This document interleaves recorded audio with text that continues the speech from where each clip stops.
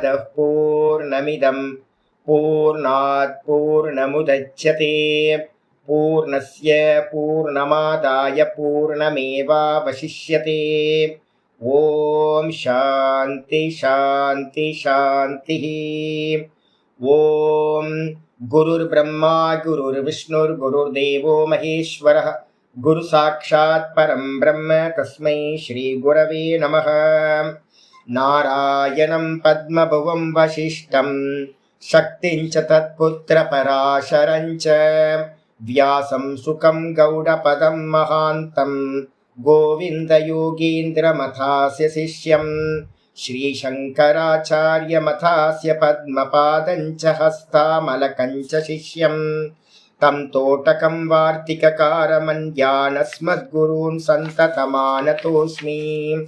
श्रुतिस्मृतिपुराणानाम् आलयं करुणालयं नमामि भगवत्पादं शङ्करं लोकशङ्करं शङ्करं शङ्कराचार्यं केशवं बादरायणं सूत्रभाष्यकृतौ वन्दे भगवन्तौ पुनः पुनः। ईश्वरो गुरुरात्मेति मूर्तिभेदविभागिने व्योमवद्व्याप्तदेहाय दक्षिणामूर्तये नमः। ॐ सदाशिवसमारम्भां शङ्कराचार्यमध्यमाम् अस्मदाचार्यपर्यन्तां वन्दे गुरुपरम्पराम्। ॐ यो ब्रह्माणं विदधाति पूर्वं यो वै वेदांश्च प्रहिणोति तस्मै तं हदेवमात्मबुद्धिप्रकाशं मुमुक्षुर्वै शरणमहं प्रपद्ये। ॐ शान्ति शान्ति शान्तिः। ॐ असतो मा सद्गमय तमसो मा ज्योतिर्गमय मृत्योर्मामृतं गमय। ॐ शान्ति शान्ति शान्तिः। ॐ यश्चन्दसां वृषभो विश्वरूपः छन्दोभ्योऽद्यमृतात् सम्बभूव समेन्द्रो मेधया स्पृणोतु अमृतस्य देवधारणो भूयासं शरीरं मे विचर्षणं जिह्वा मे मधुमत्तमा कर्णाभ्यां भूरि विश्रुवं ब्रह्मणः कोशोऽसि मेधया पिहितः श्रुतं मे गोपाय। ॐ शान्ति शान्ति शान्तिः। नारायण नारायण नारायण नारायण। எல்லாருக்கும் நமஸ்காரம். நம்ம பார்த்துக்கிட்டு இருக்கிறது ஜீவன் முக்தி விவேகம். ஜீவன் முக்தி விவேகத்துல பார்த்தீங்கன்னா ஒரே ஒரு ஸ்லோகம் மட்டும் பார்த்துருக்கோம். இது வாசிச்சிடுறேன். யஸ்ய நிஸ்வசிதம் வேதாஹ யோ வேதேப்யோகிலம் ஜகத் நிர்மமேதமஹம் வந்தே வித்யா தீர்த்தமகேஸ்வரம். ஜீவன் முக்தி விவேகத்துக்கு பார்த்தீங்கன்னா ரெண்டு விஷயங்கள் பார்த்தீங்கன்னா விஷயம். ஒன்று பார்த்தீங்கன்னா சாதனம் சாத்தியம். இதுதான் நம்மளுடைய கோல் பார்த்தீங்கன்னா ஜீவன் முக்தி. இந்த ஜீவனத்திலிருந்து சம்சாரத்திலிருந்து முக்தி அடைகிறது. அப்போ அது ஜீவன் முக்தி அப்படின்னா என்னன்னு தெரியணும். கூடவே பார்த்தீங்கன்னா அதற்கான சாதனம் என்ன அப்படின்றது தெரியணும். இந்த ஜீவன் முக்தியோடது என்ன சுரூபம் அப்படின்னு கேட்டிங்கன்னா ஆத்மஸ்வரூபே அவஸ்தானம். இதான் ஜீவன் முக்தி. தன்னுடைய சொரூபத்தில் நிற்றலுக்கு பேர் பார்த்தீங்கன்னா சொஸ்வரூப அவஸ்தானம் சொல்லுவோம். தான் தானாய் நிற்றலுக்கு பேர் பார்த்தீங்கன்னா ஜீவன் முக்தி அப்படின்னு பேர். இப்போ நம்ம எங்க நிக்கிறோம் அப்படின்னா ஜாகிரதத்துல ஸ்தூல தேகத்துல நிக்கிறோம், சொப்பனத்துல சூக்ஷ்ம தேகத்துல நிக்கிறோம், தூக்கத்துல பார்த்தீங்கன்னா ஒன்றும் தெரியலன்னு காரண தேகத்துல அவித்யாவோட சேர்ந்து நிக்கிறோம். மூன்று அவஸ்தைகள்லையும் நமக்கு மூன்று உபாதிகள், மூன்று மீடியம் பார்த்தீங்கன்னா இருக்கு. நம்ம சுதந்திரமா நிக்கிறோமா அப்படின்னா சுதந்திரமா நிக்கல. சாதாரணமாவே நம்ம என்ன பண்றோம், தூக்கத்துக்கு போகும்போது ஒரு பெரிய ஆனந்தம் நமக்கு கிடைக்குது. அதுக்காக என்ன பண்றோம்? ஏன் விழிச்சுக்கிட்டு இருக்கும் போதே வந்து பார்த்தீங்கன்னா, அந்த ஆனந்தத்தை எடுக்க வேண்டியது என்ன? பேக்கப்ல இருக்கோம். எதுக்கு தூங்க போகணும்? இருங்க எல்லாத்தையும் விவகாரம் பண்ணிக்கிட்டே வந்து பார்த்தீங்கன்னா, தூங்குங்களேன். யாராவது கேட்குறாங்க. ஒரே சத்தமா இருக்கு. 4 பக்கமும் சத்தம். ஆடியோ ஓடிட்டு இருக்கு, ரேடியோ போயிட்டு இருக்காங்க, டிவி ஓடிக்கிட்டு இருக்கு வீட்ல. தூங்குங்களேன், நீங்க பாட்டுக்கு தூங்குங்களேன். உங்கள யார் தூங்க வேணாம் சொன்னா அப்படின்னு கேட்டா, நம்ம என்ன சொல்லுவோம்? இதெல்லாம் ஆஃப் பண்ணா தான் தூங்க முடியும். அப்படின்னு நம்ம சொல்றோம். எப்படி இவ்வளவு சத்தம் போட்டுட்டு இருந்தா எப்படி தூங்க முடியும்? அப்படின்னு நம்ம கேட்கிறோம்ல. தூங்க முடியாது நம்மளால. அப்ப வந்து பார்த்தீங்கன்னா, நம்ம எப்படி ஒவ்வொரு விஷயங்களையா தியாகம் பண்ணிக்கிட்டு தான் போய் நம்ம என்ன பண்றோம்? டீப் ஸ்லீப்புக்கு நம்ம போறோம். அப்ப டீப் ஸ்லீப்புக்காக வந்து பார்த்தீங்கன்னா, நிறைய பிரயத்தனங்கள் பண்றோம். 1 மணி நேரம் நடந்தா ஈவினிங்ல தூக்கம் வரும். நிறைய பேருக்கு தூக்கம் இல்லாதவங்க நிறைய பேர் இருக்காங்களே. பில்ஸ் போட்டா சரியா வரும் அதுக்கு. இல்ல வந்து வேற வேற உபாயங்கள் யூடியூபை திறந்தோம் அப்படின்னா டீப் ஸ்லீப் வர்றதுக்கு எவ்வளோ உபாயங்கள். ஒரு சமயத்துல டீப் ஸ்லீப் இயல்பா வந்துச்சு. அதுக்கப்புறம் வந்து பார்த்தீங்கன்னா வரமாட்டேங்குது. அதுக்காக நிறைய பிரயத்தனம் பண்ண வேண்டியிருக்கு. எனக்கு தெரிஞ்ச ஒருத்தர் வந்து பார்த்தீங்கன்னா நைட் வந்து 8:30 மணிக்கு வந்து ஸ்கிப்பிங் பண்ணிட்டு இருந்தார். ஏங்க இந்த வயசுல ஸ்கிப்பிங் பண்ணிட்டு இருக்கீங்க அப்படின்னா, சாமி பாடி டயர்ட் ஆகணும் சாமி. பாடி டயர்ட் ஆச்சுன்னா தான் வந்து பார்த்தீங்கன்னா நைட்டு தூக்கம் வந்து நல்லபடியா வருது அப்படின்றார். அப்ப என்ன அர்த்தம் ஆகுது அப்படின்னு கேட்டீங்கன்னா, உங்களுக்கு ஏதோ ஒரு மெத்தட்ல நம்ம என்ன பண்றோம்? தூங்குறதுக்கு போறோம். அப்ப தூக்கத்துல இருக்கிற ஒரு ஆனந்தத்தை, அந்த ரூபத்துல இருக்க ஆனந்தம் எது? ஆனந்தமய கோஷ ஆனந்தம் அப்படின்னு பேரு. ஆத்மாக்கு பக்கத்துல இருக்கிற லேயர் வந்து பாத்தீங்கன்னா அவித்யான்னு சொல்லக்கூடிய லேயர். முதல் லேயர் வந்து பாத்தீங்கன்னா மறைச்சிருக்க லேயர் அவித்யா. அந்த அவித்யால போய் நம்ம சேர்றது தான் காரண சரீரம்னு பேர் அந்த அவித்யாக்கு. அதை போய் சேர்றதுதான் காரியங்கள் எல்லாம் காரணத்தில் ஒடுங்கி இருக்கும் போது காரியங்கள் எல்லாம் வந்து பாத்தீங்கன்னா இல்லாம போயிடுது. தேகம் இல்லை, மனசு இல்லை, புத்தி இல்லை, இந்திரியங்கள் இல்லை. இது எல்லாம் வந்து பாத்தீங்கன்னா அந்த அவித்யான்ற ஒன்னும் தெரியலன்ற அவித்யால மூழ்கி இருக்கு. அதனால நமக்கு என்ன இருக்கு? காரியங்கள் இல்லாததுனால வெறும் காரணபந்தம் மட்டும்தான் அந்த இடத்துல இருக்கு. நமக்கு ஆனந்தமய கோஷம் அப்படின்னு சொல்லக்கூடிய மிகப்பெரிய ஆனந்தம் கிடைக்குது.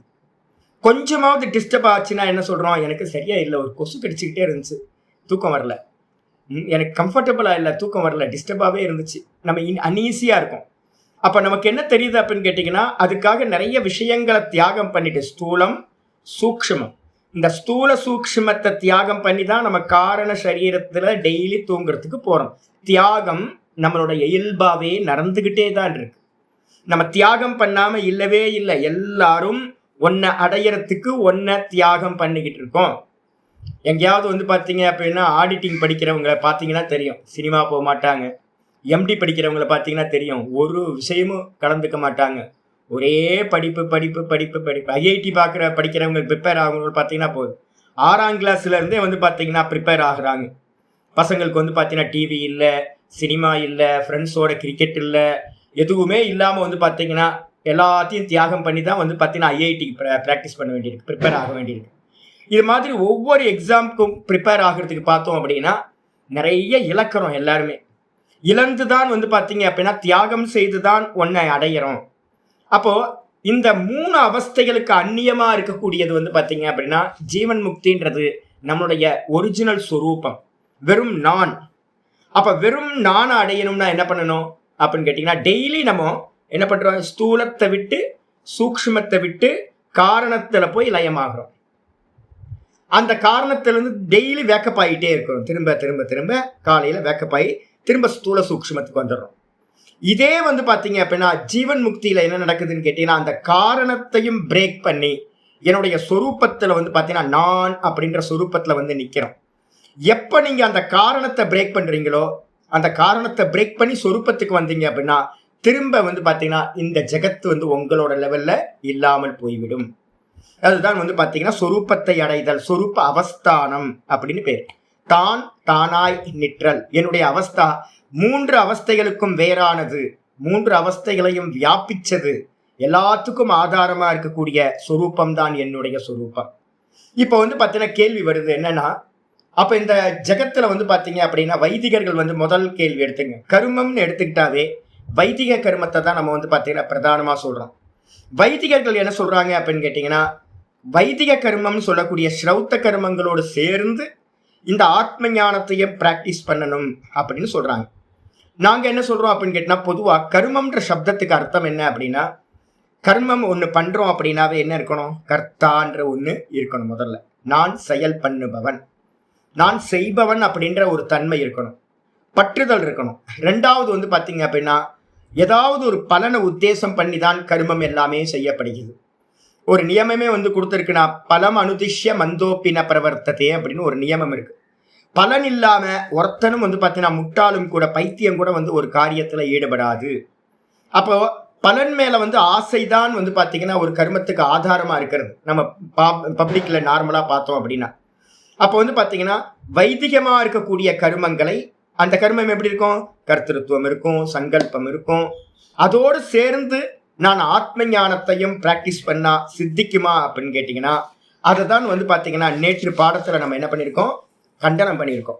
வைதிக கர்மங்கள் அப்படின்னும் போது அது எல்லாமே என்னன்னு கேட்டீங்கன்னா, கர்மனா பித்ருலோகம். கர்மத்தினால் வந்து பார்த்தீங்கன்னா பித்ருலோகத்துக்கு போக முடியும். அப்ப கர்மத்தை பண்றதுக்கு என்ன வேணும்? தனம் வேணும். தனத்து வந்து பார்த்தீங்கன்னா இருந்தா போதுமா? அப்படின்னா வைதிக கர்மங்கள் எதை பண்றதா இருந்தாலும் பதிபத்தினியோடு தான் சேர்ந்து சங்கல்பத்துக்கு உட்காருவோம். நீங்க எந்த ஒரு ஹோமம் பண்றதா இருந்தாலும், ஒரு பூஜை போன்றதா இருந்தாலும், மொட்டையனா இருந்தீங்க அப்படின்னா தனியா இருந்தோம் அப்படின்னா கர்மா பண்றதுக்கு ரைட்ஸ் இல்லை. ஒரு விதவையா இருக்கிறவனுக்கு வந்து பார்த்தீங்கன்னா என்னது மனைவி இல்லாம இருக்கிறவனுக்கு வந்து பார்த்தீங்கன்னா விதுரன் அப்படின்னு பேர், அவனுக்கு வந்து பார்த்தீங்கன்னா ரைட்ஸ் கொடுக்கவில்லை. அப்ப யார் இருக்கணும்? ஒய்ஃபோட சேர்ந்து அப்புறம் ஒரு குழந்தையும் இருந்துச்சு அப்படின்னா தான் வைதிக கர்மங்களுக்கு ரைட்ஸ் இருக்கு. சரி, கர்மத்தினால எதை அடையலாம் அப்படின்னு கேட்டீங்கன்னா, கர்மத்தினால சொர்க்கத்து வரைக்கும் போகலாம். கர்மனா பித்ருலோகா. வித்யே அப்படின்னு சொல்லக்கூடிய தெய்வ வித்தம் அப்படின்னு சொல்லக்கூடிய பக்தி நம்ம எதை சொல்றோமோ அந்த பக்திக்கு பேர் வந்து பார்த்தீங்கன்னா வேதத்துல வந்து உபாசனம் அப்படின்னு பேர்.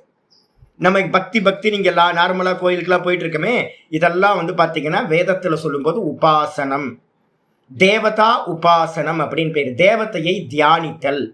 அந்த தேவதையை தியானிக்கிறதுக்கான மெத்தடும் எங்க இருக்கு அப்படின்னா அதே வேதத்துல வந்து பாத்தீங்கன்னா ஆரண்யக பாகத்துல பூர்வ பாகத்துல கொடுத்தது. ஆரியன்யத்துக்கூட ஆரம்பத்துல எல்லாம் வந்து பாத்தீங்கன்னா வெறும் உபாசனைகள் தான் நிறைய ஃபுல்லா இருக்கும். அப்ப அந்த உபாசனைகளை பண்றதுனால என்ன கிடைக்கும் அப்படின்னு கேட்டீங்கன்னா, நம்ம பிரம்மலோகத்துல வந்து பாத்தீங்கன்னா சாயுஜ்ய பதவிக்கு வரைக்கும் போய் சேர முடியும். அப்ப வந்து பாத்தீங்கன்னா இந்த உலகத்துல வைதிக கர்மத்தோடு சேர்ந்து ஞானத்தை அனுஷ்டானம் பண்ணலாமா அப்படின்னு கேட்டீங்கன்னா அது சம்பவம் இல்லை. ரெண்டும் வந்து பாத்தீங்கன்னா ரெண்டுத்தோட புத்தியும் வேற வேற.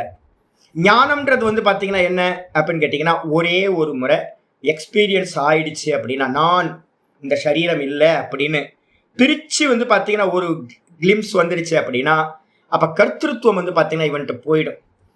அதே மாதிரி வந்து பாத்தீங்கன்னா கர்த்திருவம் போயிடுச்சு, தேகம் நான் இல்லைன்னு தெரிஞ்சிருச்சு அப்படின்னா வைதிக கர்மத்தை அவன் பண்ண முடியுமா அப்படின்னு கேட்டீங்கன்னா வைதிக கர்மத்தை அவனால பண்ண முடியாது.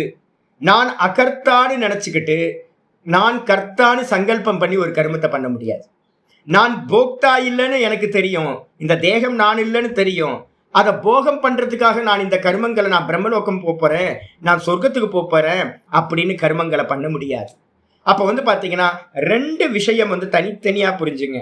ஒருத்தர் வந்து பாத்தீங்கன்னா அனுபூதி ஒரு வாட்டி கிளிம்ஸ் கிடைச்சாலும் நான் சரீரம் இல்லைன்னு தெரிஞ்சிருச்சு அப்படின்னா அவர் வந்து பாத்தீங்கன்னா நிச்சயமா இந்த கர்மங்களோடு வைதிக கர்மங்களோடு சம்பந்தம் வைக்க முடியாது. இதுதான் வந்து பாத்தீங்கன்னா நேற்று வரைக்கும் நம்ம பாடத்துல பார்த்துருக்கோம். சரி, அவன் என்ன பண்ணுவான் அப்படின்னு கேட்டீங்கன்னா அதுக்கு தான் வந்து பாத்தீங்கன்னா 9வது பேஜ்ல நம்ம நேற்று பார்த்தோம், முடிச்சிருக்கோம். நேற்று பார்த்து முடிச்சதுல வந்து பாத்தீங்கன்னா லாஸ்ட் எங்க முடிச்சிருக்கோம் அப்படின்னா தேபியோ வித்தாய பிரவ்ரஜந்தி. தேபியோ வித்தாய அப்படின்னா இந்த எல்லாத்தையும் விட்டுட்டு, எதையெல்லாம் விட்டுட்டு அப்படின்னு கேட்டீங்கன்னா லோகத்துக்கு சாதனமா இருக்கக்கூடிய உபாசனம், தேவலோகத்துக்கு சாதனமா இருக்கிற உபாசனம், அதுக்கப்புறம் சொர்க்கம் வரைக்கும் சாதனமா இருக்கக்கூடிய கர்மங்கள், கர்மத்துக்கு சாதனமா இருக்கிற புண்ணிய கர்மா பண்ணணும், தனம் வேணுமா அந்த தர்மம், தனம், தனத்துக்கு கூட வந்து பாத்தீங்க அப்படின்னா புள்ளையும் பொண்டாட்டியும் வேணுமா, அது எல்லாத்தையும் விட்டுட்டு வந்து பாத்தீங்கன்னா என்ன பண்றாங்க ரிஷிமார்கள் என்ன பண்றாங்க, ஒரு வாட்டி வந்து பாத்தீங்கன்னா கிடைச்சாலும் அனுபூதி கிடைச்சாலும் ரமணர் மாதிரி தேபியோ வித்தாய எல்லாத்தையும் தியாகம் பண்ணிவிட்டு கர்மத்தையும் கர்மத்துக்கான சாதனங்களையும் உபாசனையையும் தியாகம் செய்துவிட்டு பிரவ்ரஜந்தி என்ன பண்றாங்க அப்படின்னா சந்நியாசத்தை மேற்கொள்கிறார்கள். இதுக்கு பேர் என்ன பேர் அப்படின்னா வித்வத் சந்நியாசம் அப்படின்னு பேர். இதுக்கு பேர் இது வித்தானம் ஆத்மானம் ஏவ லோகம் இச்சதக. இது யாருக்கு சொல்லப்பட்டிருக்கு சுவாமி அப்படின்னு கேட்டீங்கன்னா வெறும் ஆத்மாவை மட்டும், ஆத்மா தான் லோகம் பார்த்துட்டாங்க, ஒரு வாட்டி பார்த்துட்டாங்க. அப்ப ஒரு வாட்டி கிடைச்சதுக்கு பிறகு எனக்கு தெரிஞ்சிடும் இந்த உலகத்தை ஒன்றும் பண்ண வேண்டியது, இதெல்லாம் பொய்யானது அப்படின்னு தெரிஞ்சிடும். தெரிஞ்சதுக்கு பிறகு தன்னையே அடையணும், தன்னிலேயே நிக்கணும்ன்றதுக்காக எவர்கள் இச்சைப்படுகிறார்களோ அந்த அகாமஸ்யனா காமம் இல்லாதவர்களுக்கு இந்த அகாமஸ்ய விகிதம் சந்நியாசம் வந்து பாத்தீங்கன்னா காமம் இல்லாதவர்களுக்கு விதிக்கப்படுகின்றது. அப்ப வைதிக கர்மங்கள் எல்லாம் யாருக்கு அப்படின்னு கேட்டீங்கன்னா, தன்னை தேகம் என்றும் தன்னை கர்த்தா என்றும் தன்னை போக்தா என்றும் யாரு நினைக்கிறாங்களோ அவங்களுக்கு வைதிக கர்மங்கள். யாரு வந்து பாத்தீங்க அப்படின்னா நான் ஆத்மான்னு நினைக்கிறானோ அவனுக்கு வந்து பாத்தீங்கன்னா ஆத்மாலேயே நிக்கிறதுக்காக சந்நியாசம். இதான் வந்து பாத்தீங்கன்னா விபாகம். தத்து ஏதத்து விபாக வச்சனம் அனுப்பப்பண்ணம் சியாத் யதி ஸ்ரௌத்த கர்ம ஞானயோகோ சமுச்சயக அபிப்ரேதக சியாத் பகவதா. ஆச்சாரியார் இன்னைக்கு பாடத்துல இருந்து ஆரம்பிக்கிறார். தது ஏதத்து விபாக வச்சனம். இப்ப நம்ம சொல்ற விபாக வச்சனம் இருக்குல்ல, கர்மம் யாருக்கு, அதுக்கப்புறம் வந்து பாத்தீங்கன்னா சந்நியாசம் யாருக்கு. இந்த ரெண்டுமே வந்து பாத்தீங்கன்னா டிஃப்ரெண்ட் பீப்புளுக்கு. ஆனா என்ன பிரச்சனை தெரியுங்களா போச்சு, இதெல்லாம் பெரியவங்க முன்னாடி சொல்லிட்டு வந்துட்டு இருந்தாங்க. பரம்பரையா வந்து பாத்தீங்கன்னா வந்துட்டு இருந்துச்சு. நடுவுல வந்து பாத்தீங்கன்னா ஒரு கொலாப்ஸ் நடந்து போச்சு. நான் ஏற்கனவே முதல் பாஷ்யத்துல படிச்சோம்ல, தீர்க்க காலேன அனுஷ்டாத்ரூனாம் கர்ம காம உத்பவாத் ஹீயமான விவேக விஜானேன அப்படின்னு சங்கர பாஷ்யத்துல சொல்லியிருந்தார். நீண்ட காலம் ஒன்று ப்ராக்டிஸ் போயிட்டே இருக்கும்போது நடுவில் வந்து பார்த்தீங்கன்னா மனசுக்குள்ளார பொல்யூஷன் வந்துருச்சு, எல்லாத்துக்குள்ளாரையும் காமம் வந்துருச்சு. நிறைய பேர் என்ன பண்ணிட்டாங்க அப்படின்னா, திருவண்ணாமலையில் நான் பார்க்குறேன். நான் வந்து ஒரு 2008 நான் வந்தேன் இங்கே திருவண்ணாமலைக்கு. அதுக்கு முன்னாடியே 92 93 வந்து போயிட்டு இருந்தேன். பெர்மனெண்ட்டாக இங்கே வந்தது வந்து பார்த்தீங்கன்னா 2008. அப்போது சன்னியாசிகள் அப்படின்னும் போது பார்த்தீங்க அப்படின்னா காவி வஸ்திரம் போட்டவங்க ரொம்ப கம்மியாக இருந்தாங்க. ரொம்ப கம்மியாக இருக்கும்போது எல்லாரும் வந்து பார்த்தீங்கன்னா ஒயிட் வஸ்திரம் தான், வெள்ளை வஸ்திரம் தான் போட்டுருந்தவங்க தான் நிறைய இருந்தாங்க. அதுக்கப்புறம் என்ன ஆயிடுச்சு அப்படின்னு கேட்டிங்கன்னா, எங்கேயும் பிக்ஷாக்கு போனால் வந்து பார்த்தீங்கன்னா பிரித்து வச்சாங்க. என்னன்னு கேட்டிங்கன்னா, சன்னியாசி ட்ரெஸ் போட்டிருக்க சன்னியாசிகளுக்கு முறையாக சன்னியாசம் வாங்கினவங்க தான் அப்போ இருந்தாங்க.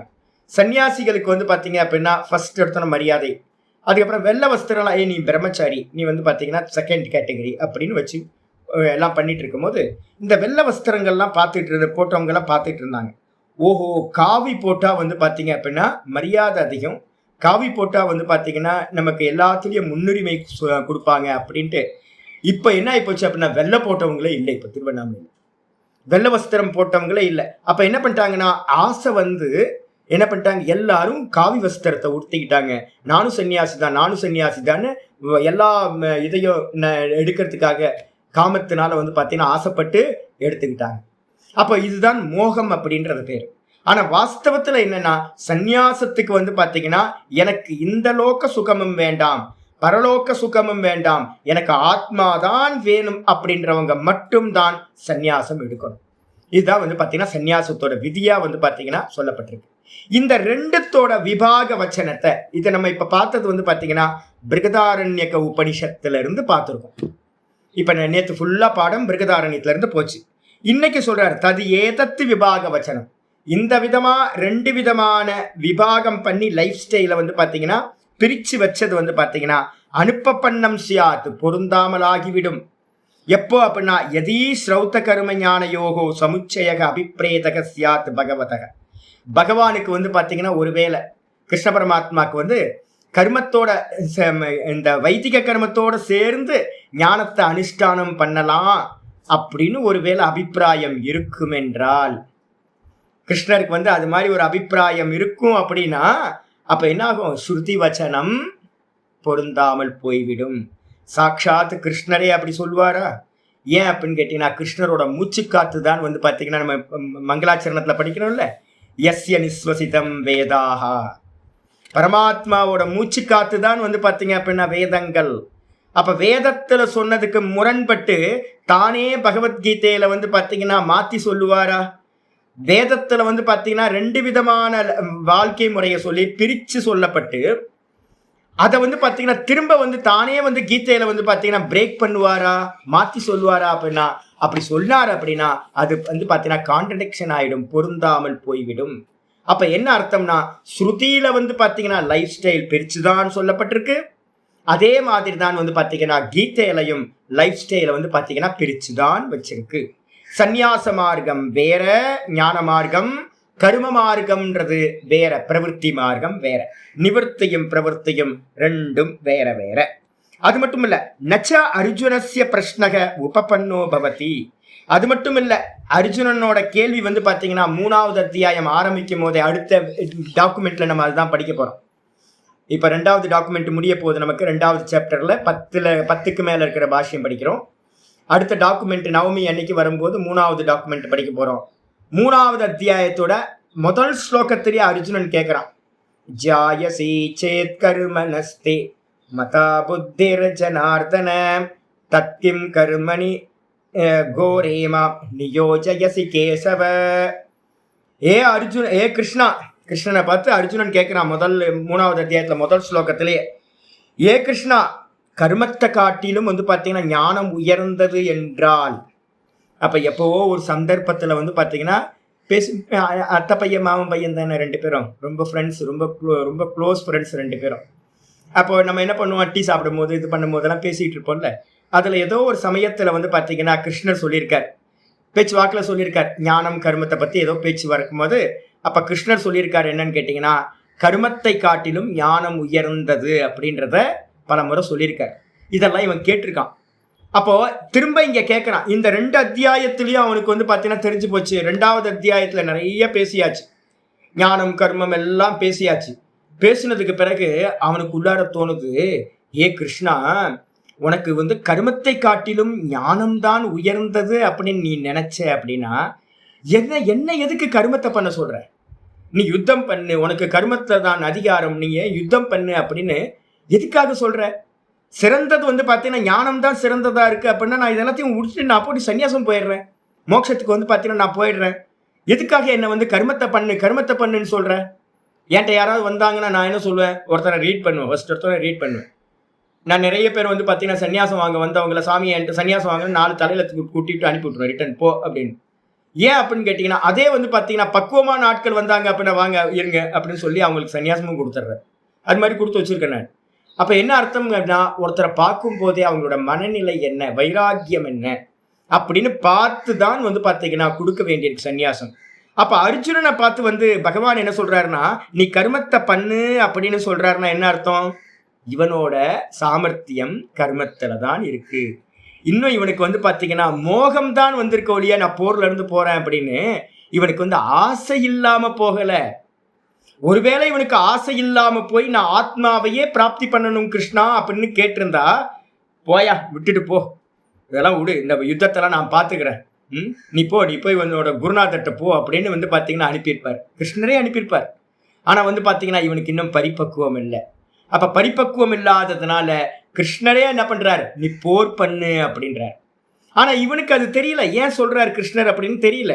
தெரியாதனால அவன் கேட்கிறான், ஜாயசி சேத் கர்மனஸ்தே, உனக்கு வந்து கர்மத்தை காட்டிலும் ஞானம் உயர்ந்ததாக இருக்குமெனில் என்னை எதற்காக நீ கர்மத்தில் ஈடுபடுத்துகின்றாய் என்கிட்ட ஒருத்தர் கோச்சிட்டே போனார்.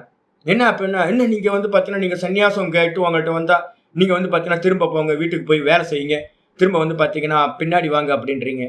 ஆமாம், ஒருத்தர் வந்து பார்த்தீங்க அப்படின்னா ஒருத்தர் என்கிட்ட வந்தார். வயசு வந்து பார்த்தீங்கன்னா ஒரு 44 வயசு இருக்கும். ஒய்ஃபுக்கு வந்து பார்த்தீங்கன்னா 38 வயசு.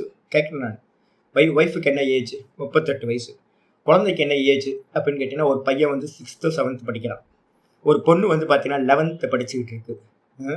11th படிக்கிற பொண்ணுக்கு வந்து பார்த்தீங்கன்னா அப்பான்றது வந்து பார்த்தீங்கன்னா எவ்வளோ அவசியமான ஒரு தேவை. ஒய்ஃப் வந்து 38 வயசுல இருக்காங்க அப்படின்னா, நடுவில் ஏஜில் வந்து பார்த்தீங்கன்னா விட்டுட்டு எல்லா பொறுப்பையும் தலைமையில் வச்சுட்டு நீங்கள் பாட்டுக்கு ஓடி வந்தீங்க அப்படின்னா என்ன ஆகிறது? பெரிய தப்பு இல்லை அது.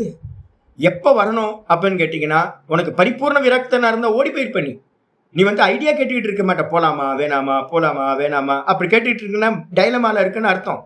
அப்படி சன்னியாசம் எடுத்தால் என்ன ஆகும்னு கேட்டிங்கன்னா, சன்னியாசம் எடுத்துகிட்டு வந்து பார்த்தீங்கன்னா உள்ளே உட்காந்து ஐயோ பொண்ணு ஸ்கூலுக்கு போச்சா இல்லையான்னு தெரியலையே, பையன் வந்து பார்த்தீங்கன்னா ஃப்ரெண்ட்ஸ் எல்லாம் தப்பாக இருப்பாங்களே, என்ன பண்ணுறதுன்னு தெரியலையே, ஒய்ஃப் வந்து பார்த்தீங்கன்னா பாதுகாப்பாக இருக்காங்களான்னு தெரியலையே, என்ன கஷ்டப்படுறாளோ தெரியலையே ஒய்ஃபு, நான் பிஸ்னஸ் எல்லாம் விட்டுட்டு வந்துட்டேன், அதெல்லாம் என்ன ஆச்சுன்னு தெரியலையே, ஒய்ஃப் பார்த்துப்பாளா அதெல்லாம் அப்படின்னு உட்காந்துக்கிட்டு காட்டில் உட்காந்துக்கிட்டு குருகுலத்தில் உட்காந்துக்கிட்டு என்ன பண்ணிட்டு இருப்பான், இதை யோசிச்சுட்டு இருப்பான். அப்போ வந்து பார்த்தீங்கன்னா நான் சொல்கிறேன், இன்னும் ஒரு 5-6 வருஷம் போட்டோம் ஜி, பொண்ணுக்கு வந்து கல்யாணம் பண்ணி கொடுங்க, பையனுக்கு வந்து பார்த்தீங்கன்னா எப்போ கல்யாணம் பண்ணி கொடுக்குறீங்களா சாவி கொடுத்துட்டு வந்துருங்க, நான் உங்களுக்கு சன்னியாசம் கொடுக்குறேன் அப்படின்னு என் மேலே பெரிய கோபத்தோட வந்து பார்த்தீங்கன்னா போயிட்டேன். இங்கே வந்து பார்த்தீங்க அப்படின்னா கிருஷ்ணனும் அதுதான் சொல்கிறார். கிருஷ்ணர் சொல்றாரு நீ சன்னியாசம் எடுத்துக்கோ அப்படின்னு வந்து அர்ஜுனன்ட்ட சொல்லல. அர்ஜுனன்ட்ட சொல்றாரு என்ன பண்ணு, கர்மத்தை பண்ணு, உன்னுடைய கர்மத்தை நீ பண்ணு அப்படின்னு. அப்ப என்ன அர்த்தம் அப்படின்னு கேட்டீங்கன்னா, பரிபக்குவம் இருக்கா இல்லையா, ஆசை போச்சா இல்லையா. ஆசை போயிடுச்சு அப்படின்னா சன்னியாசத்துக்கு ரைட்ஸ் இருக்கு, ஆசை போகல அப்படின்னா கர்மத்தை தான் பண்ண வேண்டும் சொல்லியாச்சு. சொன்னதுக்கு பிறகு இந்த கேள்வி வந்து பாத்தீங்கன்னா அர்ஜுனன் 3வது அத்தியாயத்துல 1வது ஸ்லோகத்துல கேட்கிறான், என்னை எதற்காக கருமத்தில் ஈடுபடுத்துகிறாய், ஞானம்தான் சிறந்தது எனில் என்னை எதற்கு ஈடுபடுத்துகிறாய் அப்படின்னு அந்த கேள்வியிலிருந்து என்ன தெரியுது அப்படின்னா, ஞானம் வேற கருமம் வேற அப்படின்னு அர்ஜுனனுக்கும் தெரிஞ்சிருக்கு. ஞானத்தையும் கருமத்தையும் ஒன்னா பண்ண முடியாதுன்னு அர்ஜுனனுக்கும் தெரிஞ்சதுனாலதான் இதுல ஏதாவது ஒண்ணு வந்து பாத்தீங்கன்னா நான் செலக்ட் பண்றேன், நீ எதுக்காக என்ன கருமத்துல ஈடுபடுத்துறன்னு கேள்வி கேட்கிறான். அதுக்கு அடுத்த பாஷ்யம், ஏவம் ஏக்க புருஷ அனுஷ்டேயத்துவ அசம்பவம், தெளிவா ஆச்சாரியர் பாஷ்யம் பண்றார். ஒருத்தன் வந்து பாத்தீங்கன்னா இந்த ஆத்மா வந்து அகர்த்தா அபோக்தா, இந்த ஆத்மா வந்து ஏக்கம் நித்தியம் விமலம் அப்படின்னு ஆத்மாவை பத்தின லட்சணங்கள்லாம் இருக்கு. கூட வந்து பாத்தீங்கன்னா கருமத்துக்கு என்ன வேணும் அப்படின்னு கேட்டீங்கன்னா, கருமத்துக்கு பேஸா வந்து பாத்தீங்கன்னா ஆசை இருக்கணும். ஆசை இருந்தால் தான் கர்மம் சித்திக்கும். அதுக்கு அடுத்தது வந்து பாத்தீங்க அப்படின்னா கர்த்திருவ புத்தி இருக்கணும். அதனால வந்து பாத்தீங்கன்னா ஆசையின்மையும் ஆசையும் ரெண்டும் வந்து பாத்தீங்கன்னா ஒரே சமயத்துல வந்து பாத்தீங்கன்னா சம்பவிக்காது. ஒருத்தனுக்கு ஆத்ம காமம் இருந்துச்சு அப்படின்னா இந்த லோக காமம் இருக்காது, லோக காமம் இருக்கிறவனிடத்துல ஆத்ம காமம் இருக்காது. இந்த ரெண்டும் ஏக புருஷ அனுஷ்டேயத்துவ அசம்பவம். இந்த ரெண்டும் ஒரே புருஷனால வந்து பாத்தீங்கன்னா ஒரே மனிதனால் ஏக்க சமயத்துல வந்து பாத்தீங்கன்னா அனுஷ்டானம் பண்றது முடியாது. புத்தி கர்மனோகோ ஏக்க ஏக்க ஏக்க புருஷ அனுஷ்டேயத்துவ அசம்பவம் பகவதா பூர்வம் அனுக்தம். ஒரு வேளை வந்து பாத்தீங்கன்னா அவர் ஏதோ காஃபி சாப்பிட்டுட்டு இருக்கும் போது இப்ப என்கிட்ட வந்தா நான் என்ன பண்ணுவேன், யார்கிட்ட பேசினாலும் வந்து வேதாந்தம் பேசிக்கிட்டே இருப்பேன். யார்கிட்ட பேசினாலும் தெரிஞ்சவங்கள்ட்ட எல்லாம் வந்து பாத்தீங்க அப்படின்னா காஃபி சாப்பிடும் போதும் சாப்பிடும் போதும் உட்காந்து பேசிக்கிட்டு இருக்கும் போதும் எப்போவுமே பேச்சுவாக்கில் நான் வந்து பார்த்தீங்கன்னா சொல்லிக்கிட்டே இருப்பேன், எதையாவது பேசிக்கிட்டே இருப்பேன். இதே மாதிரி வந்து பார்த்தீங்கன்னா அர்ஜுனன் கேட்டிருக்கான். கிருஷ்ணர் வந்து பார்த்தீங்கன்னா சொல்லியிருக்காரு, இந்த ஞானம் புத்தி வந்து பார்த்தீங்கன்னா ரெண்டுமே வந்து வேற வேற ஆளு, ரெண்டுத்தையும் அனுஷ்டானம் பண்ணுறது ஒரே ஆள் அனுஷ்டானம் பண்ண முடியாதுன்னு கிருஷ்ணர் மூலமா முன்னாடியே பூர்வம் அனுக்தம், ஒருவேளை வந்து பார்த்தீங்கன்னா முன்னாடியே பகவான் வந்து சொல்லாம இருந்திருந்தார்னா, இவன் கேட்காம இருந்திருந்தானா, கதம் அர்ஜுனக அஸ்ருதம், எப்படி கேட்காத ஒரு விஷயத்தை வந்து அர்ஜுனன் வந்து பாத்தீங்கன்னா கேள்வியா கேட்பான். புத்தேகேச்ச கர்மனோ ஜியாயஸ்துவம் பகவதி அத்தியாரோபயேத். நீங்க ஏன் சுவாமி வந்து பாத்தீங்கன்னா என்னை வந்து கர்மத்துல ஈடுபடுத்துறீங்க அப்படின்னு அவன் கேள்வி கேட்டிருக்க மாட்டான். ஏன் கேள்வி கேட்கிறான்னா, புத்தி ஞானம் வேற கர்மம் வேற அப்படின்னு தனித்தனியா ஏற்கனவே பகவான் சொல்லி இருக்கார். அதை கேட்டதுனாலதான் இவன் புத்திக்குள்ளார நல்லா போயிருக்கு. அதனாலதான் அவன் கேட்கிறான், இந்த ரெண்டுத்துல கர்மம் தான், கர்மத்தை காட்டிலும் புத்தி ஞானம் சிறந்ததுன்னா என்னை எதுக்காக கர்மத்துல ஈடுபடுத்துற அப்படின்னு வந்து பாத்தீங்கன்னா அவன் கேட்டது வந்து பாத்தீங்கன்னா பொருந்திவிடும். அத்தியாரோப்பயத் மிருஷாயேவ, ஒருவேளை இவன் கேட்ட கேள்வி இருக்குல்ல, இவன் வந்து பாத்தீங்கன்னா கேட்ட கேள்வி வந்து ஜாயசி சேத் கர்மனஸ்தே மதா புத்தி அப்படின்னு வந்து பாத்தீங்கன்னா 3வது அத்தியாயத்துல கேட்கிற முதல் கேள்வி, ஜாயசி சேத் கர்மனஸ்தே அப்படின்னு கேட்கிற கேள்வி வந்து பாத்தீங்கன்னா, ஒருவேளை கிருஷ்ணர் முந்தாடி சொல்லாம இருந்திருந்தார்னா அவர் மேல அபாண்டமா வந்து பாத்தீங்கன்னா பழி சுமத்துற மாதிரி ஆகிவிடும். அப்ப என்ன அர்த்தம் அப்படின்னு கேட்டீங்கன்னா, இந்த கேள்விக்கு பின்னாடி என்ன இருக்கு அப்படின்னு கேட்டீங்கன்னா, பகவான் ஏற்கனவே இவனுக்கு இந்த ரெண்டுத்தையும் தனித்தனின்னு சொல்லி இருக்கார். இல்ல அப்படின்னா இவன் அந்த கேள்வி வந்து பாத்தீங்கன்னா பிளேம் பண்ற மாதிரி ஆகிவிடும், பொய்யா போயிடும், அத்தியாரோபம் பண்ற மாதிரி ஆயிடும் பகவானுக்கு மேல. அதனால வந்து பாத்தீங்க அப்படின்னா இதி அப்படின்னு சொன்னதுக்கு பிறகு புரியுதா உங்களுக்கு? அப்போ அர்ஜுனனுக்கு முன்னாடியே கிருஷ்ணர் வந்து பாத்தீங்கன்னா சொல்லி இருக்கார், புத்தி கர்ம மார்க்கம் வேற ஞான மார்க்கம் வேற அப்படின்னு. பகவான் ஆச்சே, அவர் தானே வந்து பாத்தீங்கன்னா இறங்கினதே அவதாரம் பண்ணதே வந்து அதுக்காக தானே இறங்கியிருக்கார். அப்ப வந்து பாத்தீங்கன்னா இவன்கிட்ட வந்து பாத்தீங்கன்னா இத்தனை வருஷமா சொல்லாமையா இருந்திருப்பார். எல்லா அக்கேஷனும் நிறைய அக்கேஷன் வந்திருக்கும், நிறைய தர்மத்தை பத்தின சர்ச்சா வந்திருக்கும், பேசியிருப்பாங்க. உபதேசம் ஆத்ம உபதேசம் தான் பண்ணியிருக்க மாட்டாரே ஒழிய, ஆனா என்ன பண்ணியிருப்பார், 2 பேரும் பேசிட்டு இருக்கும் போது என்ன பேசியிருப்பாங்க, எப்ப பார்த்தாலும் ஊரையே ஊர் கதையா பேசிட்டு இருந்திருப்பாங்க. நல்ல நல்ல விஷயங்களை பேசியிருப்பாங்க. அப்போ வந்து பார்த்தீங்கன்னா ஏதோ ஒரு அக்கேஷனில் வந்து பார்த்தீங்கன்னா திரும்ப திரும்ப பகவான் சொல்லியிருக்கணும். அதை இவன் கேட்டிருக்கணும். கேட்டதுனால தான் வந்து பார்த்தீங்கன்னா சொல்கிறான், என்ன எதுக்காக நீ கர்மத்தில் ஈடுபடுத்துற? ஞானம் தானே பெருசு, நான் ஞானத்து பக்கம் போயிடுறேன் சன்னியாசம் எடுத்துக்கிட்டு அப்படின்னு கேட்குறான். கிஞ்ச மேலும் யதி புத்தி கர்மனோகோ சர்வேஷாம் சமுச்சய உக்தக சியாத். ஒருவேளை இதையே எடுத்துங்களேன், அர்ஜுனனோட விஷயத்தை விட்டுருங்க. எல்லாத்துக்கும் சர்வேஷாம்ச எல்லா மனிதர்களுக்கும் வந்து பார்த்தீங்கன்னா புத்தினா ஞானம், கர்மன்னா கர்மம். புத்தினா ஞான மார்க்கம், கர்மம்னா பிரத்தி மார்க்கம். இந்த ரெண்டுத்தையும் வந்து பார்த்தீங்கன்னா சேர்ந்து சமுச்சயம் பண்ண முடியும் அப்படின்னு பகவான் வந்து பார்த்தீங்கன்னா உக்தக சியாத். ஒருவேளை சொல்லியிருந்தார் அப்படின்னா அர்ஜுனஸ்யபிச உக்தக ஏவைதி. அப்ப எல்லாத்துக்கும் வந்து பார்த்தீங்க அப்படின்னா இந்த ரெண்டுத்தையும் சேர்ந்து அனுஷ்டானம் பண்ண முடியும்னு பகவான் சொல்லியிருக்கார் அப்படின்னா அவரோட மதம் அப்படி இருக்கும் அப்படின்னா அர்ஜுனனுக்கும் கண்டிப்பா சொல்லியிருப்பார்ல இதை. அதான் கேள்வி. அதான் நான் சொன்னேன், ஏதோ ஒரு அக்கேஷன்ல சொல்லியிருக்கார். அப்போ வந்து பார்த்தீங்கன்னா பகவானோட மதம், வேதத்தோட மதம் எது அப்படின்னா ஞான மார்க்கம் தனி, கர்ம மார்க்கம் தனி. நீங்க பார்த்தீங்கன்னா தெரியும், வைதிகர்களோட எங்களோட சேரவே முடியாது. நான் வந்து பார்த்தீங்க அப்படின்னா நிறைய ஹோமங்கள்லாம் அப்பப்போ பண்ணிட்டு இருந்தேன் முன்னாடி. ரமணாசிரம் பக்கத்தில் ஒரு பலாக்குத்துன்னு ஒரு இடத்துல இருந்தோம். அப்போ நிறைய ரிச்சுவல்ஸ்லாம் வந்து பார்த்தீங்கன்னா அப்பப்போ பண்ணிக்கிட்டே இருப்பேன் நான். ஏதாவது ஒரு அக்கேஷன் வரும்போதெல்லாம் வைதிகர்களை கூப்பிட்டு ஏதாவது பண்ணிகிட்டு இருப்பேன். கணபாடிகள் யாராவது இருப்பாங்க. பாலு சாஸ்திரின்னு ஒருத்தர், பாலு மேஸ்திரி ஒருத்தர் இருக்கார். அவரை கூப்பிட்டு நிறைய ஏதாவது பண்ணிகிட்டு இருப்போம். அப்போ வந்து பார்த்தீங்கன்னா மெதுவாக நான் என்ன பண்ணேன், பாடம் அதிகமாகும் போது எல்லாத்தையும் நிப்பாட்டிட்டேன். பண்ணுற வரைக்கும் வந்து பார்த்தீங்கன்னா வைதிகர்களுக்கு என்னோட ரொம்ப ஸ்நேகம் இருந்துச்சு. ஏன்னா நிறைய வந்து பார்த்தீங்கன்னா அவங்களுக்கு நிறைய ப்ரோக்ராம்லாம் வந்துக்கிட்டே இருந்துச்சு, நிறைய சம்பாவனைலாம் கிடச்சிக்கிட்டே இருந்துச்சு அப்படின்னு. அதுக்கப்புறம் நான் கர்மத்தை எல்லாத்தையும் நியூட்ரல் ஆக்கி 0 ஆக்கிட்டேன். வருஷத்துக்கு ஒரு வாட்டி வந்து பார்த்தீங்கன்னா வியாச பூஜை மட்டும் பண்ணுறது குரு பூர்ணிமாவில். அதையும் வந்து பார்த்தீங்கன்னா பேரூர்லேருந்து ஒருத்தரை கூப்பிட்டு பண்ணி விட்டுறது. அப்போ லோக்கலில் இருக்கிறவங்களை வந்து நான் கூப்பிடவே இருதில்லை, இப்போ எதுவுமே பண்ணுறதில்லை அப்படின்னும் போது என்னை பிடிக்கவே பிடிக்காது யாருக்கும். ஏன்னா என்னால் எந்த பிரயோஜனமும் இல்லை. நான் ரொம்ப நாளாக நினச்சிக்கிட்டு இருந்தேன் இவங்களுக்கு ஆத்ம ஞானம் கொஞ்சமாவது இருக்கும் அப்படின்னு. கடைசியில் தான் தெரிஞ்சது, பழகி பார்க்கும்போது தான் தெரிஞ்சது. நீங்கள் எங்கேயாவது வந்து பார்த்தீங்கன்னா புரோகிதர்கள்ட்ட யார்ட்டையாவது இல்லை வைதிகர்கள்ட்ட யார்ட்டையாவது பேசி பார்த்தீங்கன்னா இந்த ஞானத்தோட விஷயம் வந்து பார்த்தீங்கன்னா தெரியவே தெரியாது. வேதத்தை படிச்சிருப்பாங்க, கணப்பாட்டம் படிச்சிருப்பாங்க, எல்லாம் பண்ணுவாங்க.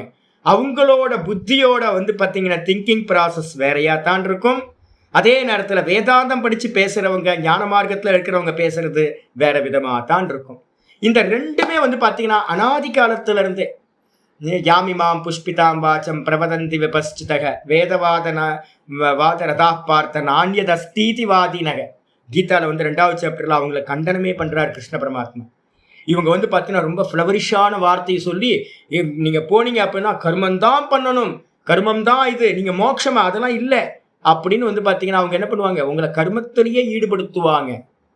அப்போ என்ன தெரியுது அப்படின்னா அவங்களோட புத்தி வேற, இந்த ஞான மார்க்கம் வேற. ஒருவேளை வந்து பார்த்தீங்கன்னா இந்த ரெண்டுத்தையும் சேர்ந்து எல்லாரும் அனுஷ்டானம் பண்ணலாம், ஞானத்தையும் கர்மத்தையும் சேர்ந்து சமுச்சயம் பண்ணி எல்லாம் பண்ணலாம் அப்படின்னு பகவான் சொல்லியிருந்தார்னா முன்னாடி எல்லாத்துக்கும். அப்போ அர்ஜுனனும் எல்லாத்துக்குள்ளாரே வந்துடுறான். அர்ஜுனனுக்கும் சேர்ந்து பண்ண முடியும். அர்ஜுனக அபி அர்ஜுனஸ்ய அபி ச உக்தயே வைத்தி. அப்போ வந்து பார்த்தீங்கன்னா அர்ஜுனனுக்கும் சொல்லியிருக்கலாம். அர்ஜுனனுக்கு என்ன சொல்லியிருப்பாரு, ரெண்டுத்தையும் சேர்ந்தே பண்ணலாம்ப்பா, கர்மத்தையும் ஞானத்தையும் சேர்ந்தே பண்ணலாம் அப்படின்னு இருந்துச்சுன்னா இவனுக்கும் சொல்லியிருந்தாருன்னா இவன் வந்து பார்த்தீங்கன்னா 3வது அத்தியாயத்தில் முதல் ஸ்லோகத்திலே கேள்வி கேட்க மாட்டான். ஞானத்தை காட்டிலும் கர்மம் உயர்ந்ததுன்னு எச்ரேய ஏத்தையோர் ஏக்கம் தன்மே புரூகி சுனிஷ்டிதம். 3வது அத்தியாயம் 1வது ஸ்லோகம் மாதிரியே 5வது அத்தியாயம் 1வது ஸ்லோகத்தில் திரும்ப கேட்கிறான். 3ல கேட்ட கேள்வியவே 5வது அத்தியாயம் 1வது ஸ்லோகத்திலையும் கேட்கிறான். சந்நியாசம் கர்மனாம் கிருஷ்ண புனர்யோகம் ச சம்சசி யச்ரேய ஏத்தையோர் யோகம் தன்மே புரூகிசு நிச்சிதம் அப்படின்னு. கிருஷ்ணா நீ ரொம்ப கன்ஃபியூஸ் பண்ணுறப்பா. யாராவது கீதையை படித்தாங்கன்னு வச்சுங்களேன், ஒரு ஆச்சாரியார் இல்லாமல் விபாகம் பண்ணி சரியாக படிக்கலைன்னு வச்சுங்களேன், சட்டையை கிழிச்சிட்டு பைத்தியக்காரனா முச்சந்தில் நிற்க வேண்டியிருக்கும். ஏன் அப்படின்னு கேட்டிங்கன்னா சில சமயம் கர்மத்தை பண்ணுன்னுவார், சில சமயம் ஞானம்தான் உயர்ந்ததுன்னுவார். பிரித்து படிக்கலை அப்படின்னா, ஒரு கைடு இல்லாமல் படித்தோம் அப்படின்னா, ஆச்சாரியார் இல்லாமல் ரொம்ப கஷ்டங்க, ரொம்ப கஷ்டம். என்ன சொல்ல வராரு அப்படின்னே தெரியாது. அர்ஜுனனுக்கும் இதே மாதிரி ப்ராப்ளம் வந்துச்சு. அர்ஜுனன் கேட்குறான், ஏ கிருஷ்ணா 5:1 கேட்கிறான். ஏ கிருஷ்ணா சந்நியாசம் கர்மனாம் கிருஷ்ண புனர் யோகம் ச சம்சசி. நீ என்ன பண்ற அப்படின்னு கேட்டீங்கன்னா கர்மங்களோட சந்நியாசத்தையும் பேசுற, கர்மமே பண்ண வேணாம் அதுதான் ரொம்ப உயர்ந்ததுன்னு பேசுற. அதுக்கப்புறம் வந்து பாத்தீங்கன்னா கர்மத்தை பண்ணக்கூடிய யோகத்தையும் சிறந்ததுன்னு பேசுற. ரெண்டுத்தையுமே ஸ்துதி பண்ற, கர்ம சந்நியாசத்தையும் ஸ்துதி பண்ற, கூடவே வந்து பாத்தீங்க அப்படின்னா கர்ம யோகத்தையும் ஸ்துதி பண்ற, பிரவருத்தி மார்க்கத்தை. எனக்கு புரிய மாட்டேங்குது இந்த ரெண்டுத்துல எனக்கு எதை செலக்ட் பண்றதுன்னு எனக்கு தெரியல. நீ என்ன பண்ண அப்படின்னா ஒரு டாக்டர் எப்படி பிரிஸ்கிரைப் பண்ணுவாரோ அதே மாதிரி எனக்கு எது சிரேயசை மோட்சத்தை கொடுக்குமோ எது சிறந்ததா இருக்குமோ இந்த ரெண்டுத்துல ஏதாவது ஒன்ன எனக்கு சொல்லு அப்படின்னு கேட்கலாம். அப்ப என்ன அர்த்தம்னு கேட்டீங்கன்னா ஏதாவது ஒன்ன எனக்கு சொல்லுன்னா என்ன அர்த்தம்? இந்த ரெண்டும் ஒன்னா பண்ண முடியாது. இல்லைன்னா ஏதாவது ஒன்ன சொல்லு அப்படின்னு கேட்கறது பொருந்தாமல் போய்விடும். அப்ப மனசுல புரிஞ்சுங்க, ஏதாவது ஒன்னதான் செலக்ட் பண்ணணும். ஆத்துல ஒரு கால் சேத்துல ஒரு கால் இருக்கிறவங்க எல்லாரும் கன்ஃபியூஸ் ஆகி தவிச்சுக்கிட்டு இருக்கிறத நம்ம பார்த்துக்கிட்டே இருக்கிறோம். அனுபவத்துல ஆரம்பத்துல இருந்து நாங்க பார்த்துக்கிட்டு இருக்கோம். யாரெல்லாம் விடாம வந்து பாத்தீங்கன்னா இந்த பக்கம் வராங்களோ அவங்க எல்லாம் வந்து பாத்தீங்கன்னா என்ன ஆகும்? இந்த பக்கம் நிக்க முடியாது, கீழேயும் இறங்க முடியாது. இங்கேயும் அங்கேயும் ஆத்துல ஒரு கால் சேத்துல ஒரு கால் அப்படின்னு பரிதவிச்சு வந்து பாத்தீங்கன்னா போய் நிற்பாங்க. மோட்சம் மோட்சம்னு ஒண்ணு காட்டும், ஆனா குடும்பம் குடும்பம்னு ஒண்ணு இருக்கும். மோட்சமா இல்ல குடும்பமா, மோட்சமா குடும்பமான்னு தவிச்சுக்கிட்டு இருப்போம். ஃபேமிலிக்கு வந்து பாத்தீங்கன்னா நிறைய அக்கேஷன் வரும் சங்கல்பம் பண்றதுக்கு. குழந்தைங்களுக்கெல்லாம் சங்கல்பம் பண்ணணும், பேரனுக்கெல்லாம் சங்கல்பம் பண்ணணும். நம்ம வீட்டில் இருக்கிற எல்லாத்துக்கும் ஒரு கர்மா பண்ணி ஒரு பூஜை பண்ணி ஒரு சங்கல்பம் பண்ணி பண்ணலாம். ஆனா சாஸ்திரம் சொல்றது சங்கல்பமே தேவையில்லை, நீ வந்து பாத்தீங்கன்னா நீ ஆத்மான்னு இருக்கிறதெல்லாம் ஆத்மான்னு. இப்ப நான் என்ன பண்றது? சங்கல்பம் பண்றதா? வீட்டுக்காக வந்து பாத்தீங்கன்னா சங்கல்பம் பண்றதா? நான் ஆத்மான்னு சங்கல்பம் பண்ணாம நிக்கிறதா? இந்த டைலமால வந்து பாத்தீங்கன்னா ஆத்துல ஒரு கால் சேத்துல ஒரு கால் வச்சவங்க எல்லாரும் கன்ஃபியூஸ் ஆகி நின்றுகிட்டே இருக்கிறாங்க. அதனால வந்து பாத்தீங்கன்னா ஸ்டெடியா ஒண்ணுத்துல வந்து பாத்தீங்கன்னா நல்ல முறையில போக முடியாம அப்படியே ஒரு மாதிரி இங்க முன்னாடி போறது பின்னாடி வர்றது, முன்னாடி போறது பின்னாடி வர்றதுன்னு ஆட்டம் வந்து பாத்தீங்கன்னா காட்டிக்கிட்டே இருக்கும். ஆனா அர்ஜுனனுக்கு வந்து பாத்தீங்கன்னா தெளிவா கேட்கிறான், இந்த ரெண்டுத்துல ஏதாவது ஒன்ன எனக்கு பிரிஸ்கிரைப் பண்ணு அப்படின்னு அவன் கேட்கிறான். எச்சிரே ஏத்தையோர் ஏகம் தன்மே ப்ரூகி சுனிச்சிதம். ஏ அர்ஜுனா, இந்த ரெண்டுத்துல எனக்கு எது சிறந்ததோ அதை நிச்சயமானதாக எனக்கு நீ சொல்வாயாக. எனக்கு தெரியல, கன்ஃபியூஸா இருக்கேன் நான், எனக்கு நீ சொல்லு அப்படின்னு. இது கதம் உபயோகோ உபதேசே சதி. அப்ப இந்த ரெண்டும் உபதேசம் செய்யப்பட்ட நிலையில ரெண்டுத்தையும் சேர்ந்து அனுஷ்டானம் பண்ண வேண்டியதானே? ரெண்டும் சேர்ந்து பண்ண முடியும் அப்படின்னா அர்ஜுனனுக்கு தெரிஞ்சிருந்தா அவன் ரெண்டுத்தையும் பண்ண போறான். இந்த கேள்வியே பொருந்தாது. ஏதாவது ஒண்ணு நான் பண்றேன், நீ ஏதாவது ஒன்ன சொல்லு அப்படின்றது கேள்வி வந்து பார்த்தீங்கன்னா பொருந்தாமல் போய்விடும். அந்நியத்தம விஷய ஏவ பிரஷ்னகஸ்யாத். ஆனா பிரஷ்னம் எப்படிப்பட்டது? அவன் கேட்ட கேள்வி 5:1 கேட்ட கேள்வி ஏதாவது ஒன்ன சொல்லு அப்படின்னு தான் கேட்டிருக்கான். அந்நியத்தமம்னா இந்த ரெண்டுத்துல ஏதாவது ஒண்ணு எனக்கு சொல்லு அப்படின்னு. ஒருவேளை வந்து பாத்தீங்கன்னா இது எப்படி இருக்கு அப்படின்னா ஒரு எக்ஸாம்பிள் வந்து ஆச்சாரியார் சொல்றாரு, நல்ல எக்ஸாம்பிள் சொல்றாரு. யாரோ வந்து பாத்தீங்கன்னா பித்தம் ரொம்ப அதிகமாயிடுச்சு, எங்களுக்குலாம் பித்தம், சன்னியாசி சாதுக்களுக்கு எல்லாத்துக்கும் பித்தம் தான் தலைக்கு ஏறி போய் கிடக்கும். எப்போ பார்த்தாலும் சூடு சூடு சூடு, உடம்பு சூடு. கிரகஸ்தனாயிருந்து அந்த சூடு வந்திருக்காது, வேற சூடு வந்திருக்கும். ஆனால் வந்து பார்த்தீங்கன்னா சன்னியாசிகள் எல்லாத்துக்கும் வந்து பார்த்தீங்கன்னா சூடு தான் உடம்புல, பித்தம். அதனால தான் சிவபெருமானும் வந்து பார்த்தீங்கன்னா பித்தம் தலையில் தண்ணி ஊற்றிக்கிட்டே இருக்கோம்ல சிவபெருமானுக்கு, அதே மாதிரி தான் நாங்களும். அப்போ வந்து பார்த்தீங்கன்னா பித்தம் ரொம்ப அதிகமாகிடுச்சு அப்படின்னு டாக்டர்கிட்ட, ஆயுர்வேதிக் டாக்டர்கிட்ட போகிறோம் அப்படின்னா அவர் என்ன பண்ணுவார் அப்படின்னா, நகிய விட்டுருங்க, பித்த பிரசமனார்த்தினோ வைத்தியேன மதுரம் சீதம் ச போக்தவ்யம் இது உபதிஷ்டோ. ஒருத்தன் வந்து பார்த்தீங்கன்னா டாக்டர்கிட்ட போகிறான், வைத்தியர்கிட்ட போய் கேட்குறான், ஐயா எனக்கு வந்து பார்த்தீங்கன்னா பித்தம் அதிகமாகிடுச்சு, தாங்க முடியல, வாயெல்லாம் கசப்பாக இருக்குது, நாக்கெல்லாம் கசப்பு, அங்கங்கே உடம்பெல்லாம் கட்டி கட்டியாக வந்துடுது, தலை வந்து பார்த்தீங்கன்னா கண்ணெல்லாம் எரிச்சல் அதிகமாக இருக்குது, யூரின் போனால் வந்து பார்த்தீங்கன்னா நீர்க்கடுப்பு ஆகுது, எனக்கு என்ன பண்ணுறதுனே தெரியல, நீங்கள் ஏதாவது ஒரு உபாயம் சொல்லுங்க அப்படின்னு வைத்தியர்கிட்ட கேட்டோன்னே வைத்தியர் சொல்கிறாரு, என்ன சொல்கிறாரு அப்படின்னு கேட்டிங்கன்னா, மதுரம் சீதம் ச போக்தவ்யம் இது. நீ என்ன பண்ண, இனிப்பை சாப்பிடு. பித்தத்துக்கு வந்து பார்த்தீங்கன்னா இனிப்பு தான் வந்து பார்த்தீங்கன்னா எப்போ ஒரு ஃபுட்டு சாப்பிட்டாலும், நார்த் இந்தியாவில் வந்து பார்த்தீங்கன்னா வைஷ்ணவ ஆசிரமத்தில் எல்லாத்துலேயும் வந்து பார்த்தீங்கன்னா என்ன பண்ணுவாங்க தெரியுங்களா, பன்னீர் சாப்பிடுவாங்க. நார்த் இந்தியாவில் வந்து பார்த்தீங்கன்னா ஸ்பெஷல் வந்து பார்த்தீங்க அப்படின்னா நம்ம வெஜிடேரியனில் வந்து பார்த்தீங்கன்னா ரொம்ப பெஸ்ட் ஃபுட்டாக வந்து பார்த்தீங்கன்னா என்ன பண்ணுவாங்க, பன்னீர் தான். அப்போ வாரத்தில் 4 நாள் பன்னீர் சாப்பிட்டா என்ன ஆகும், அது பாலோட சேர்ந்த ஃபுட்டு இல்லை, இவன் வந்து என்ன பண்ணுவான், நிறைய பன்னீர் நல்லா இருக்கு அப்படின்றதுக்காக பன்னீர் அதிகமாக சாப்பிட்ருவாங்க.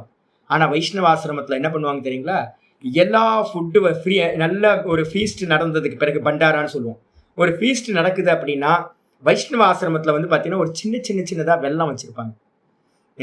வெள்ளத்தை வந்து பார்த்தீங்கன்னா வெள்ளை கட்டி இருக்குது பார்த்தீங்களா, எல்லாம் வந்து பார்த்தீங்கன்னா ஒரு இலையில வந்து பார்த்தீங்கன்னா ஒரு வெள்ளை கட்டியை வந்து பார்த்தீங்கன்னா வச்சுட்டு போவாங்க.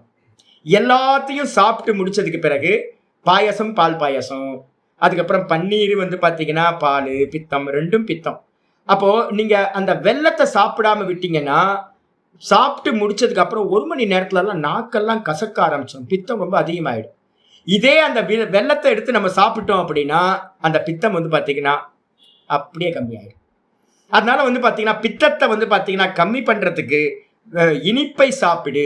கூடவே வந்து பார்த்தீங்கன்னா என்ன சாப்பிடணும், சீத்தம் ச போக்தவ்யம். சீத்தம்னா குளிர்ச்சியான பதார்த்தங்களை சாப்பிடு.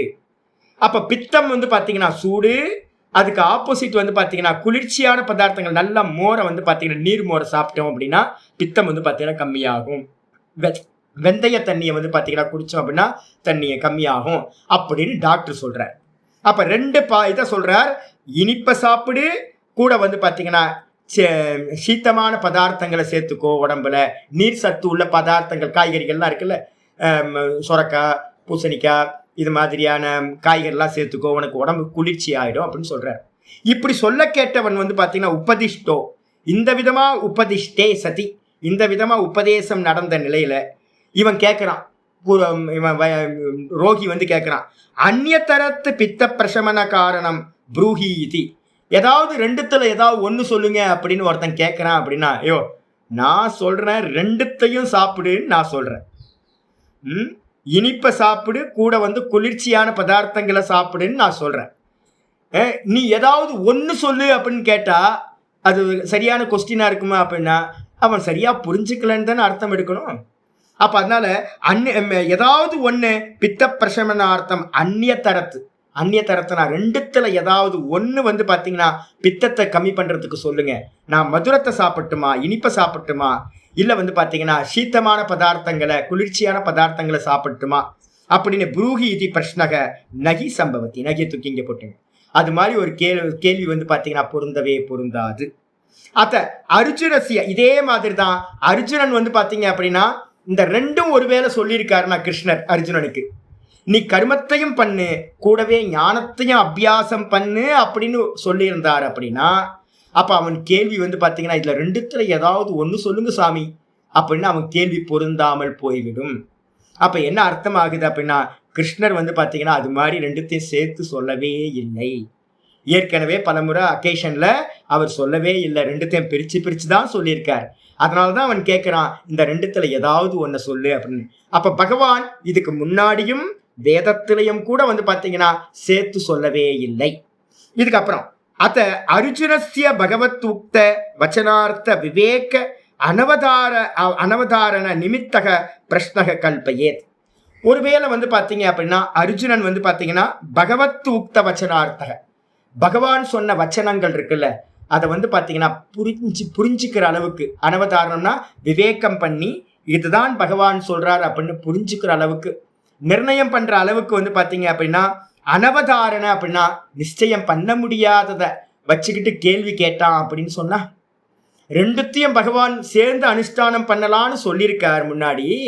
ஆனா இவன் சரியா புரிஞ்சுக்காம இந்த 2த்துல ஏதாவது ஒன்ன சொல்லுங்க அப்படின்னு அவன் தனியா தப்பா புரிஞ்சுக்கிட்டு கேள்வி கேட்கிறான்னு எடுத்துக்கலாம்ல அப்படின்னு கேட்டா அப்படி கூட கல்பனா பண்ண முடியாது. ததாபி அப்படியே இருந்தாலும் கூட, இவன் தப்பா புரிஞ்சுக்கிட்டு கேள்வி கேட்டிருந்தாலும் கூட பகவான் என்ன பண்ணிருக்கணும், பகவதா பிரஷ்னானுரூபம் பிரதிவச்சனம் தேயம். இப்ப யாராவது என்னட்ட கேள்வி கேட்கறாங்கன்னு வச்சுங்களேன், ஒரு டீச்சர் என்ன பண்ணுவாங்க அப்படின்னு கேட்டீங்கன்னா கேள்வி தப்பா இருக்கும். நிறைய பேருக்கு கேள்வி கேட்க தெரியாம போகும். ஆனா ஆச்சாரியர்களுக்கு என்ன ஒரு இது இருக்கும் அப்படின்னா இவங்க இந்த விஷயத்தை பத்தி தான் கேட்க போறாங்கன்னு தெரியும். இதை தான் ஃபைண்ட் அவுட் பண்ணி கேட்கறாங்க. ஆனா கேட்கறதுல வந்து பாத்தீங்கன்னா கொஞ்சம் சரியா கேட்காம தப்பா கேட்கறாங்கன்னு தெரிஞ்சோம். இது வந்து பார்த்தீங்கன்னா ஆச்சாரியார்கள் எல்லாத்துக்கும் ஒரு நல்ல வரப்பிரசாதம் பகவான் கொடுத்துருக்கார். அதனால வந்து நம்ம என்ன பண்ணுவோம், ஃபர்ஸ்ட் எடுத்தோம் கொஸ்டினை கரெக்ட் பண்ணி நீ கேட்க வந்தது இதுதான் நீ கேட்க வந்த அப்படின்னு அவனோட கொஸ்டினை ஃபர்ஸ்ட் கரெக்ட் பண்ணி அதுக்கப்புறம் ஆன்சரை வந்து பார்த்தீங்கன்னா சொல்லுவோம். புரியுதுங்களா உங்களுக்கு? அப்போ அர்ஜுனன் தப்பா புரிஞ்சுக்கிட்டு இருந்தான் அப்படின்னா, ரெண்டுத்துல ஏதாவது ஒன்ன சொல்லுங்க அப்படின்னு அர்ஜுனன் தப்பா புரிஞ்சு கேள்வி கேட்டிருந்தான் அப்படின்னா, பகவான் பதில் எப்படி சொல்லியிருக்கணும்? ஏன்பா தப்பா புரிஞ்சிருக்க, இந்த ரெண்டுத்தையுமே சேர்த்து பண்ண முடியும். நீ தப்பா புரிஞ்சிருக்க, ஏதாவது ஒண்ணு பண்ணணும்னு அவசியம் இல்லை. ஏன் ஒண்ணு பண்ணணும்? ரெண்டுத்தையும் சேர்த்தே பண்ண அப்படின்னு பகவானே அதை கரெக்ஷன் பண்ணி சொல்லியிருப்பார். ஆனா வந்து பாத்தீங்கன்னா பிரஷ்ன அனுரூபம் பிரதிவச்சனம் தேயம், பிரச்சனானுரூபம் அவன் கேட்ட கேள்விக்கு ஏத்த மாதிரி வந்து பாத்தீங்கன்னா பகவான் பதில் சொல்லியிருக்கணும். ஆனா மயா புத்தி கர்மனோகோ சமுச்சய உக்தக கிமர்த்தம் யுத்தம் துவம் பிராந்த அசீதி. அப்ப வந்து அவர் என்ன கேட்டிருக்கணும்? நான் ரெண்டுத்தையும் ஒண்ணு தானே சொன்னேன், ரெண்டுத்தையும் சேர்ந்து பண்ண முடியும்னு சொன்னனே, நீ எதுக்கு புரிஞ்சுக்காம வந்து பாத்தீங்கன்னா ரெண்டுத்துல ஏதாவது ஒண்ணு சொல்லுங்கன்னு கேட்கிற? வைத்தியர் என்ன சொல்வார்? நான் மதுரத்தை சாப்பிடு சீத்தத்தை சாப்பிடுன்னு தானே சொன்ன உனக்கு, நீ ரெண்டுத்துல ஏதாவது ஒண்ணுன்னு ஏன் கேட்கிற? ஏன் தப்பா புரிஞ்சிருக்க? என்ன மக்கா நீ அப்படின்னு வைத்தியர் கேட்பார். அதே மாதிரி பகவானும் என்ன கேட்டிருக்கணும்? ஏதாவது ஒண்ணு சொல்லுங்க அப்படின்னு கிருஷ்ணத்தை இவன் கேட்டிருந்தான் அப்படின்னா இவர் என்ன பண்ணிருக்கணும் பதிலுக்கு? ஏன்பா என்ன புரியலையா உனக்கு?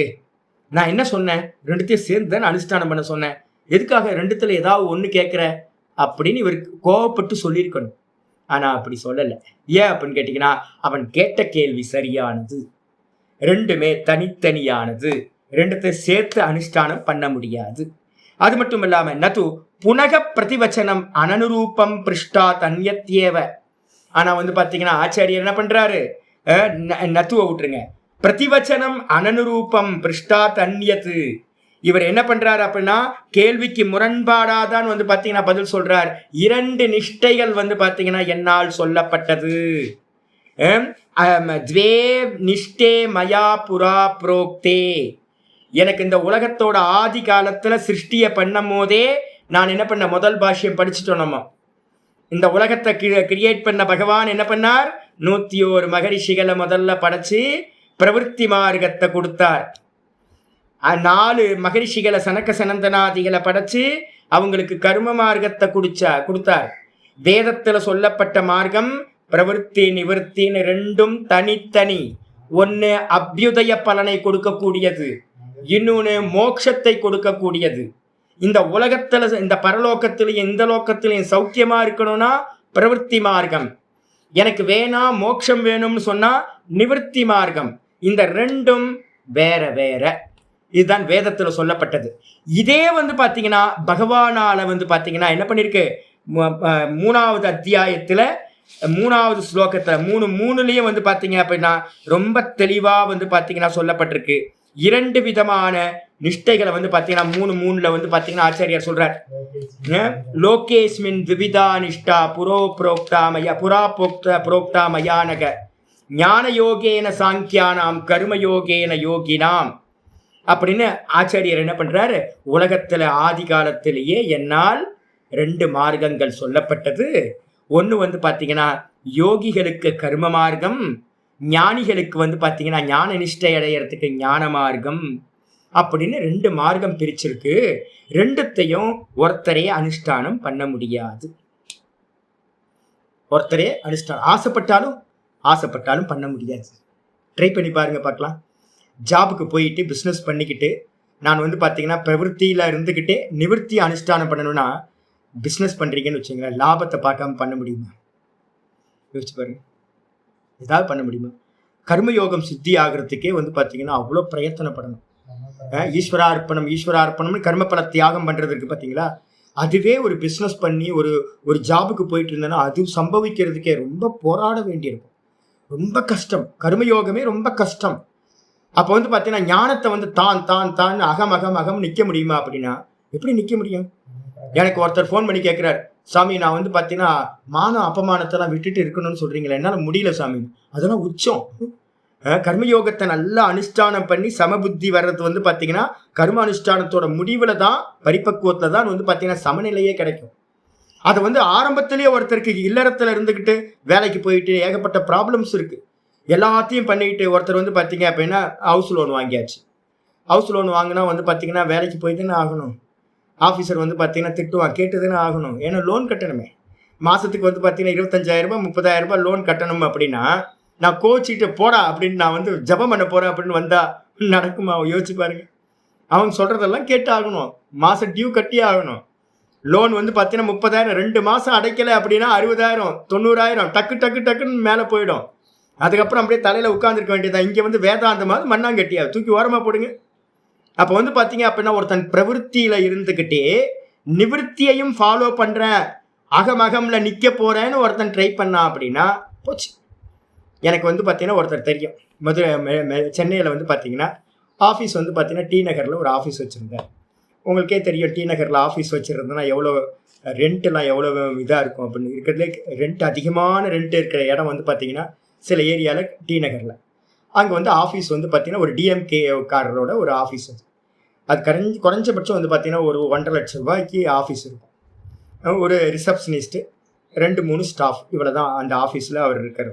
ஒரு ஃபைனான்ஸ் கம்பெனி அவர். நல்ல சாதக். உட்கார்ந்தாருன்னா 3 மணி நேரம் உட்கார முடியும். இவர் என்ன பண்ணார், நான் சொல்லிகிட்டே இருந்தேன் அவர்கிட்ட, ஜி ரெண்டுமே மார்க்கம் தனித்தனி, நீங்கள் ரெண்டுத்தையும் போட்டு மிக்ஸ் பண்ணீங்க அப்படின்னா தப்பாக போயிடும். குழந்தை வந்து பார்த்தீங்கன்னா பையன் 7th படிக்கிறான், 8th படிக்கிறான், 8th 9th படிக்கிறான். பொண்ணு வந்து பார்த்தீங்கன்னா அப்போ தான் டிகிரி என்ட்ரு ஆகிருக்கு, இன்னும் வந்து 4 இயர்ஸ் முடிக்கணும். அதனால் வந்து பார்த்தீங்கன்னா பேசாமல் மேரேஜ் பண்ணுற வரைக்கும் உங்களுடைய சாதனைகளை வந்து பார்த்தீங்கன்னா அளவாக வச்சுக்கிட்டு ஒழுங்காக பேலன்ஸ் பண்ணி கருமத்தை பண்ணுங்க. நான் வந்து பார்த்தீங்கன்னா சன்னியாசியோட போட்டி போடாதீங்க. அவர் என்ன பண்ணுவார், எங்களோட போட்டி போடுவார். என்னோட காம்படிஷன் அவங்களுக்கு தப்பு இல்லை, அது ரெண்டுத்தையும் அது ஒன்றா பண்ண முடியாதுச்சு அப்படின்னு. அதெல்லாம் பண்ண முடியும் அப்படின்னு இவர் என்ன பண்ணுவார் தெரியுங்களா, காலையில் அனுஷ்டானம் பண்ணுவார். வீட்டில் அனுஷ்டானம் பண்ணிட்டு ஒழுங்காக 9:30 மணி 10 மணிக்கு ஆஃபீஸ்க்கு வர்றாருன்னா பேசாமல் ஆஃபீஸில் ஒர்க் பண்ணணும்ல. இவர் என்ன பண்ணுவார் அப்படின்னா ஆஃபீஸில் வந்து கொஞ்ச நேரத்தில் வந்ததுக்கப்புறம் தனி ரூம் ஒன்று வச்சுருக்காரு ஆஃபீஸில். நான் மெடிடேட் பண்ண போகிறேன். ஆஃபீஸில் எதுக்கே மெடிடேட் பண்ணுறேன், இல்லை பைத்தியமா நீ? நான் இப்படியே தான் கேட்பேன், பைத்தியமாங்க நீங்கள்? ஆஃபீஸுன்றது ஒர்க் பிளேஸ். அது ஒர்க் பண்ண வேண்டிய இடத்துல ஒர்க் பண்ணணும், மெடிடேட் பண்ணுற இடத்துல மெடிடேட் பண்ணணும். ஆஃபீஸில் ஒருத்தன் வந்து பார்த்தீங்க அப்படின்னா மெடிடேஷன் ரூம் எதுக்கு இந்த ஆஃபீஸை திறந்து வச்சுருக்கீங்க? போடுங்க, மூடிட்டு இப்போ வந்து பார்த்தீங்கன்னா சாமியார் ஆகிடுங்க. அதை விட்டு வந்து பார்த்தீங்கன்னா ஒர்க் என்ன ஆயிடுச்சு அப்படின்னு நான் சொல்லிக்கிட்டே இருக்கிறேன். என்ன ஆகிப்போச்சு அப்படின்னா மெதுவாக ஒரு மந்தத்தன்மையை கொடுத்தோம். மந்தத்தன்மைனா நீங்கள் அதிகமாக அனுஷ்டானத்துக்கு பண்ணுறீங்க அப்படின்னா எதுலேயும் போராடுற புத்தி போயிடும் உங்களுக்கு. பிஸ்னஸில் ரொம்ப அக்ரெசிவாக இருந்தால் தான் இந்த பிஸ்னஸில் ஜெயிக்க முடியும். நீங்கள் பார்த்து ஆக்டிவாக இல்லாமல் எல்லாத்துக்கும் வந்து பார்த்தீங்கன்னா எல்லாத்தையும் எடுத்து கொடுத்துக்கிட்டு ஒரு சன்னியாசி மாதிரி என்ன மாதிரி ஒருத்தர் ஆக்டிவ் பண்ண ஆரம்பிச்சோன்னா ஒரு காரியம் சித்திக்காது உங்களுக்கு. என்ன ஆகிப்போச்சு, மொத்தமாக போச்சு, எல்லாம் லாஸ், மொத்த லாஸ். கோடியில் வந்து பார்த்தீங்கன்னா பல கோடி வந்து பார்த்தீங்கன்னா லாஸ் ஆகி வந்து பார்த்தீங்க அப்படின்னா இப்போ என்ன ஆகிப்போச்சு, பையன் வந்து பார்த்தீங்கன்னா ஒரு மாதிரி இருக்கான், பொண்ணுக்கு வந்து நல்ல இடத்துல கல்யாணம் பண்ண முடியாமல் போயிடுச்சு. இப்போ வந்து பார்த்தீங்கன்னா நிறைய மெடிசன் எடுக்க வேண்டியிருக்கு, நிறைய ஆப்ரேஷன் அது இதுன்னு ஒய்ஃபுக்கு. இவர் வந்து தலையை பிச்சுக்கிட்டு நிற்கிறார். என்ன பிரச்சனை அப்படின்னு கேட்டிங்கன்னா ஒரே ஒரு பிரச்சனை. அவர் என்ன பண்ணியிருக்காருன்னா அவரோட ரோலை மீறி அவர் என்ன பண்ணார். அப்போ வந்து பார்த்தீங்கன்னா ஒர்க் பண்ணுற இடத்துல கிரகஸ்தாசிரமத்தில் இருக்கிறவங்க ஒர்க் பண்ணி தான் ஆகணும். வானப்பிரஸ்தம் வரும்போது வந்து பார்த்தீங்கன்னா உங்களுக்கு இருக்கு. அப்போ நிஷ்காம கர்மமே கூட போராட்டத்தோடு தான் பண்ண முடியும் ஒழிய நிற்கணுன்றவன் வந்து பார்த்தீங்கன்னா ட்ரை பண்ணா அப்படின்னா நான்ல நிற்க ட்ரை பண்ணுறேன் சுவாமி அப்படின்னா அப்போ ஆஃபீஸ் நடக்காது, விளங்காமல் போயிடும். ஏதாவது ஒன்று தான் பண்ண முடியும், ஒன்று நடக்கவே நடக்காது. பிரத்யட்சமாக பார்த்துக்கிட்டு இருக்கோம் ஒவ்வொருத்தரையும் அது மாதிரி. அப்போ வந்து பார்த்தீங்கன்னா என்ன அப்படின்னா ஆச்சாரியார் சொல்கிறார் கிளியரா, நது புனக பிரதிவச்சனம் அனனுரூபம் பிருஷ்டா தன்யத்யேவ த்வே நிஷ்டா மயா புரோக்தே இது வக்தும் யுக்தம் நது யுக்தம். ஆனால் பகவான் என்ன பண்ணுறார், அவனுக்கு கேள்விக்கு பதில் சொல்கிறார். 2 நிஷ்டைகள் என்னால் சொல்லப்பட்டது அர்ஜுனா, 2 நிஷ்டைகள் என்னால் சொல்லப்பட்டது. ஒன்று வந்து பார்த்தீங்கன்னா கர்ம நிஷ்டை, இன்னொன்று வந்து பார்த்தீங்கன்னா ஞான நிஷ்டை. இந்த 2 நிஷ்டைகளும் வேற வேற அப்படின்னு வந்து பார்த்தீங்கன்னா அவர் சொன்னது வந்து பார்த்தீங்கன்னா பொருந்தாமல் போய்விடும். ஒருவேளை வந்து 2த்தையும் ஒன்னா அனுஷ்டானம் பண்ண முடியும்னா அவரோட அந்த 3வது அத்தியாயத்தில் 3வது ஸ்லோகம் சூட்டபிள் ஆகாது. ஆனா அது சரி. ந அப்படி ஸ்மார்த்தேன ஏவ கர்மனா. அப்ப என்ன பண்ணிக்கணும், முடிவு பண்ணிக்கணும், ஸ்ரௌத்த கர்மான்னு சொல்லக்கூடிய வைதிக கர்மத்தோடு ஞானத்தை சேர்க்க முடியாது. அதுக்கு அடுத்தது ஸ்மார்த்த கர்மங்களை சேர்க்கலாமா அப்படின்னு கேட்டா ஸ்மார்த்த கர்மம் எது, வைதிக கர்மன்றது பித்ருலோகத்துக்கு போறதுக்கு, அதுக்கப்புறம் வந்து பார்த்தீங்கன்னா அதுக்கு மேலே இருக்கக்கூடிய உபாசனைகள் மூலமாக அடைகிறது வேதத்தில் சொல்லப்பட்ட கர்மங்கள். அதே நேரத்தில் ஸ்மார்த்த கர்மங்கள் அப்படின்னா நம்ம டே டு லைஃப்ல நம்ம ஆசிரம தர்மங்கள்லாம் இருக்குல்ல, பிரம்மச்சாரி, வானப்பிரஸ்தன், கிரகஸ்தன், சன்னியாசி, எல்லாத்துக்கும் என்னென்ன கர்மங்கள், அதே மாதிரி வர்ணத்துல வந்து பாத்தீங்கன்னா யார் யாரு, பிராமணன் என்ன பண்ணணும், சத்திரியன் என்ன பண்ணணும், வைசியன் என்ன பண்ணணும், சூத்ரன் என்ன பண்ணணும், இது மாதிரி கர்மங்கள் எல்லாத்தையும் என்ன பண்ணுது ஸ்மிருதி கிரந்தங்கள் சொல்கின்றன. அந்த ஸ்மிருதி கிரந்தங்கள் சொல்ற கர்மத்துக்கு பேர் என்ன பேரு அப்படின்னா ஸ்மார்த்த கர்மங்கள்னு பேர். சரி, வைதிக கர்மத்தோட ஞானத்தை சேர்க்க முடியாது. சரி, ஒருவேளை ஸ்மார்த்த கர்மங்களோடு வந்து பாத்தீங்கன்னா சேர்க்கலாமா அப்படின்னு கேட்டீங்கன்னா ஆச்சாரியர் சொல்றாரு, நபி ஸ்மார்த்தேன ஏவ கர்மனா, ஸ்மார்த்த கர்மத்தோடு சேர்த்து கூட வந்து பாத்தீங்கன்னா புத்தேகே சமுச்சயா, ஞானத்தை சமுச்சயம் செய்வது என்பது என்னது அபிப்ரேதே பகவா விவாக வச்சனாதி சர்வம் ந அபி உபபன்னம். அது மட்டும் இல்ல, இந்த ரெண்டுத்தையும் சேர்ந்து அனுஷ்டானம் பண்ணலாமா ஸ்மார்த்த கர்மங்களோட ஞானத்தை அப்படின்னா அதுவும் முடியாது, அதுவும் முடியாது. இப்ப நானே வந்து பாத்தீங்க அப்படின்னா மெதுவா ஒரு காலத்துல இம்பார்ட்டன்ஸ் கொடுத்து பண்ணிக்கிட்டு இருந்ததெல்லாம் தர்மசாஸ்திரத்தை நிறைய ஃபாலோ பண்ணிட்டு இருந்தேன். முன்னாடி ஒரு காலத்துல ரொம்ப பார்த்து ஒவ்வொரு விஷயத்துலையும் வந்து பார்த்தீங்கன்னா கவனம் கொடுத்துக்கிட்டே இருந்தேன். எங்கள் ஆச்சாரியாரோட மெதுவாக ஃபாலோ பண்ண ஆரம்பித்தேன் நான். எங்கள் ஆச்சாரியார் வந்து பார்த்தீங்கன்னா ஒரு டைமில் வந்து என்ன பண்ணுவார் அப்படின்னு கேட்டிங்கன்னா, வெறும் சுவாத்தியாயத்தை தவிர்த்து வேற எல்லாத்தையும் கவனமாக்கிட்டார். ஒன்றும் இல்லை, எந்த இதுவும் இல்லை, வெறுமனே சுவாத்தியாயம், அதுக்கப்புறம் வந்து அவரோட அனுஷ்டானம், இந்த ரெண்டுத்தை தவிர்த்து வேற எந்த இம்பார்ட்டன்ஸும் இல்லை இந்த உலகத்தில். அப்போது எனக்கு அப்போ புரியவே இல்லை, அதுக்கப்புறம் தான் புரிய ஆரம்பிச்சது. ஸ்மார்த்த கர்மங்களும் கூட வந்து பார்த்தீங்கன்னா இப்போ நிறைய பேர் சொல்கிறேன், சாமி நான் குலதெய்வம் கோயிலுக்கு போகிறேன், சாமி நான் இதுக்கு போகிறேன் அதுக்கு போகிறேன் அப்படின்னு. அப்போ என்ன ஆகும், பாடம் கட்டாயிடும். 5 நாள் நான் லீவு போட்டு குலதெய்வ வேலைக்கு போகிறேன் சாமி, நான் வந்து பார்த்தீங்க அப்படின்னா அவங்களுக்கு கல்யாணம் இருக்குது, இவங்களுக்கு காது குத்து இருக்குது, இவங்களுக்கு வளகாப்பு இருக்குது அப்படின்னு போகணுமா போக வேணாமா, கண்டிப்பாக போய் ஆகணும். ஸ்மார்த்த கர்மங்கள் எல்லாமே நீங்கள் உங்கள் வீட்லேயே இதெல்லாம் பண்ணிகிட்டு இருந்தீங்க அப்படின்னா வாரத்துக்கு 4 நாளுக்கு வந்து கேலண்டரில் பார்த்தீங்கன்னா ஏதாவது வந்துக்கிட்டே தான் இருக்கும். சதா வந்து பார்த்தீங்கன்னா கேலண்டரில் போட்ட எல்லாத்தையும் வந்து பார்த்தீங்கன்னா ஃபாலோ பண்ணிட்டு இருந்தீங்கன்னா சுவாத்தியாயம் என்ன ஆகும், சுவாத்தியாயமே பண்ண முடியாது. பாராயணம் பண்ண முடியுமா, செவ்வாய்க்கிழமை முருகருக்கு வந்து பார்த்தீங்கன்னா திருப்புகள் பாராயணம் பண்ணுறேன் சுவாமி, எனக்கு வந்து பார்த்தீங்கன்னா கிளாஸ்க்கு வர முடியாது.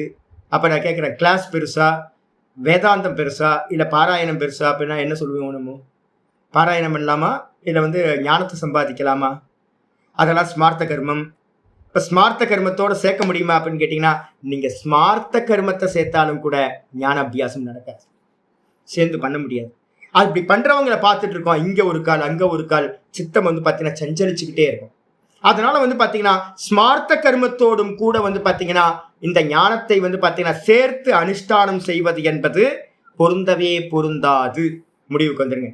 அப்போ நல்லா புரிஞ்சுங்க, என்னன்னு கேட்டீங்கன்னா ஸ்ரௌத்த கர்மத்தோடும் ஞானத்தை சேர்க்க முடியாது, ஸ்மார்த்த கர்மத்தோடும் ஞானத்தை சேர்க்க முடியாது. அப்போ ஒரு ஞான அபியாசியா இருக்கிறவன் என்ன பண்ணுவான் அப்படின்னா சந்நியாசிய சிரவணம் குறியாது, ரொம்ப பெஸ்ட். இப்போ நீங்கள் வந்து பார்த்தீங்கன்னா வீட்டில் இருந்துக்கிட்டு வானப்பிரஸ்தராக இருந்துட்டு நிறைய பேர், என்னோட 75-80 பேரில் இருக்கீங்க அப்படின்னா ஆல்மோஸ்ட் ஒரு 80% பீப்புள் வந்து வானப்பிரஸ்தத்தோட கேட்டகிரி. அதனால தான் நான் தைரியமாக உங்களுக்கு எடுத்துக்கிட்டு இருக்கேன். நீங்கள் வந்து பார்த்தீங்கன்னா வானப்பிரஸ்தம் உங்களுக்கும் எனக்கும் ஒரே தர்மம், நல்லா புரிஞ்சுங்க. சன்னியாசி எப்படி எல்லாத்துலேருந்தும் ஒதுங்கி இருக்கணும், அதே மாதிரி வானப்பிரஸ்தர்களுக்கும் சொல்லுது ஒதுங்கி இரு அப்படின்னு. அப்போ நீங்கள் எதுக்குமே போக வேணாம், எந்த ஒரு நல்லது கெட்டது எல்லாத்துக்கும் உங்கள் பையன் போய்கிட்டும் நீங்கள் பாட்டுக்கு இருந்துக்கிட்டு என்ன மாதிரியே சுவாத்தியாயத்தையும் ஜபத்தையும் அனுஷ்டானம் பண்ணிட்டு இருக்க முடியும். 55 வயசுக்கு மேலே போகணும்னு அவசியம் இல்லை, நம்ம தான் பிடிச்சி எல்லாத்தையும் பண்ணிகிட்டு இருக்கோம். அப்போ நமக்கு வந்து பார்த்தீங்கன்னா ஸ்மார்த்த கர்மங்கள்லையும் ஈடுபடாதீங்க. முமுக்ஷுஸ்டேத் சதா காமியம் வருஜயேத், எல்லா காலத்திலையும் காமியத்தை விட்டுருங்க, நித்தியத்தை மட்டும் சந்தியாவந்தன மாதிரியான நித்திய ஜபங்களை மட்டும் பண்ணிக்கங்க, ஏதாவது சிராத்தம் மட்டும் பண்ணுங்க, வேற எந்த கர்மத்தையும் பண்ணாதீங்க. கேலண்டரில் வந்து பார்த்தீங்கன்னா அவன் எல்லாம் போட்டுக்கிட்டு இருப்பான். ஒரு நாளைக்கு வந்து பார்த்தீங்கன்னா திங்கக்கிழமை இதை பண்ணணும், செவ்வாய்க்கிழமை இதை பண்ணணும், சஷ்டி விரதம், செவ்வாய்க்கிழமை விரதம், இந்த பூஜை அந்த பூஜை, வரலட்சுமி விரதம், இந்த விரதம் அந்த விரதம். போய் எடுத்து பார்த்தீங்க அப்படின்னா என் தினமலர் கேலண்டர் வச்சுருக்கேன், அது பக்கத்தில் வந்து பார்த்தீங்கன்னா அந்த அக்கேஷன்லாம் ஒரு வரிசையாக போட்டிருக்கான். கேலண்டரே பத்த மாட்டேங்குது, அவன் வந்து பார்த்தீங்கன்னா அவ்வளோ போட்டு வச்சுருக்கான். நான் படிக்கிறதே இல்லை. ஏன் அப்படின்னா ஒரு நாளைக்கு அவ்வளோ அக்கேஷன் வருது. இந்த ஜோசியர்கள்லாம் என்ன பண்ணிட்டான், நிறைய ப்ரமோட் பண்ணி விட்டான். இப்போ நமக்கு என்ன பண்ணுறதுன்னே தெரியல, எங்கே என்ன பண்ணுறது. அனுஷ்டானம் அதெல்லாம் பண்ணிக்கிட்டு இருந்தீங்க அப்படின்னா உங்களால் என்ன பண்ண முடியாது, ஒன்றும் பண்ண முடியாது. அதுக்காக தான் நான் எல்லாத்துக்கும் சொல்கிறது, ஞான அபியாசிகள் என்ன பண்ணணும், இந்த வெளியில் இருக்கக்கூடிய நிமித்தங்களை எல்லாத்தையும் தூக்கி போட்டணும். நிமித்தங்கள் அப்படின்னா ஸ்மார்த்த கர்மங்கள்னு பேர். அதுக்கப்புறம் வந்து பார்த்தீங்கன்னா வைதிக கிரமம் நான் சொல்லுவேன், முக்கியமாக சொல்லுவேன், வைதிகர்களை பக்கத்திலேயே விடாதீங்கன்னு சொல்லுவேன். வைதிகர்களை வந்து ஞான அபியாசிகள் பக்கத்திலே விடாதீங்க. மடமே நாசமா போச்சு. மடமே இப்போ வேதாந்தம் இல்லாத போயிடுச்சு. மடங்களை வைதிகர்களை உள்ள விட்டதுனால கபலீகரம் பண்ணியாச்சு. பூர்வ மீமாம்சகர்களை வந்து சங்கரர் வந்து அவ்வளோ எதிர்த்திருக்கார். மொத்தத்தையும் வந்து பார்த்தீங்கன்னா கண்டனம் பண்ணியிருக்கார். குமரில பட்டர் மாதிரியான பெரியவங்க எல்லாத்தையும் கண்டனம் பண்ணியிருக்கார். ஆனா வந்து பாத்தீங்க அப்படின்னா நகி நகி ரட்சத்தை டுக்ரெஞ்சு கரணே அப்படின்னு பேசிட்டு கடைசியில என்ன ஆகி போச்சு தெரியுங்களா? நீங்க காசியில வந்து பாத்தீங்கன்னா நகி நகி ரட்சத்தை டுக்ரெஞ்சு கரணே பஜகோவிந்தம் சொன்ன இடத்துல நீங்க காசியில போய் சங்கர மடத்துல போய் பாத்தீங்க அப்படின்னா அங்க என்ன அருமையான சுத்தி இருக்கிற எல்லா இடத்துலயும் வேதாந்தம் போயிட்டு இருக்கும். நம்ம ஏதாவது வந்து பாத்தீங்கன்னா காஞ்சி மடத்துல ஏதாவது சத்சங்கம் நடக்கும் உள்ள போனீங்கன்னா ஒரு சத்சங்கம் நான் நினைச்சது எனக்கு தெரிஞ்சு 30 வருஷமா ஒண்ணும் இல்லை. அவங்க வந்து பாத்தீங்கன்னா ஞானத்துக்கான ஒரு விஷயம் இல்லை. யாரு? சங்கரரோட மடத்தில். ஏன் அப்படின்னு கேட்டீங்கன்னா கர்மகாண்டிகள் கபலீகரம் பண்ணியாச்சு. ஆமா. அப்ப வந்து பாத்தீங்கன்னா என்ன அப்படின்னா வாஸ்தவத்துல வந்து பாத்தீங்கன்னா கர்மத்தை வந்து சங்கரர் வந்து என்ன பண்ணிருக்காரு? வைதிக கர்மத்தினால வைதிக கர்மம் ஒரு 50 வயசுக்கு மேல தேவையில்லை. திரும்ப வந்து பூரணமா உபாசனைக்கு வந்துடணும், ஞானத்துக்கு வந்துடணும். உபாசனைக்கும் ஞானத்துக்கும் வந்துடணும். கர்மத்தோட அடுத்த ஸ்டெப். நீங்க கர்மத்திலேயே இருந்தீங்க அப்படின்னா ஞானத்தை அடைய முடியாது. அதுக்காக தான் இங்க கண்டனம் பண்றோம். ஸ்மார்த்த கர்மத்தோடு சேர்ந்து ஞானத்தை அனுஷ்டானம் பண்ண முடியாது. ஸ்ரௌத்த கர்மத்தோடு சேர்ந்து ஞானத்தை அனுஷ்டானம் பண்ண முடியாது. அது மட்டும் இல்ல, கிஞ்ச மேலும் க்ஷத்திரியஸ்ய யுத்தம் ஸ்மார்த்தம் கர்ம. க்ஷத்திரியனுக்கு வந்து பாத்தீங்கன்னா யுத்தம்ன்றது யாரு? ஆசிரம கர்மம் என்னது? வர்ண கர்மம் என்ன அப்படின்னு கேட்டீங்க அப்படின்னா இவன் கிரகஸ்தன், கர்மம் தான் பண்ணியாகணும். கூட வந்து பார்த்தீங்கன்னா இவன் க்ஷத்திரியன். இவன் க்ஷத்திரியனுக்கு வந்து பார்த்தீங்கன்னா யுத்தம் தான் வந்து பார்த்தீங்கன்னா இவனுடைய தர்மம். அதனால ஸ்மார்த்தம் கர்ம யுத்தம் ஸ்வதர்ம இதி ஜானதக. இது வந்து பார்த்தீங்கன்னா ஸ்வதர்மம்.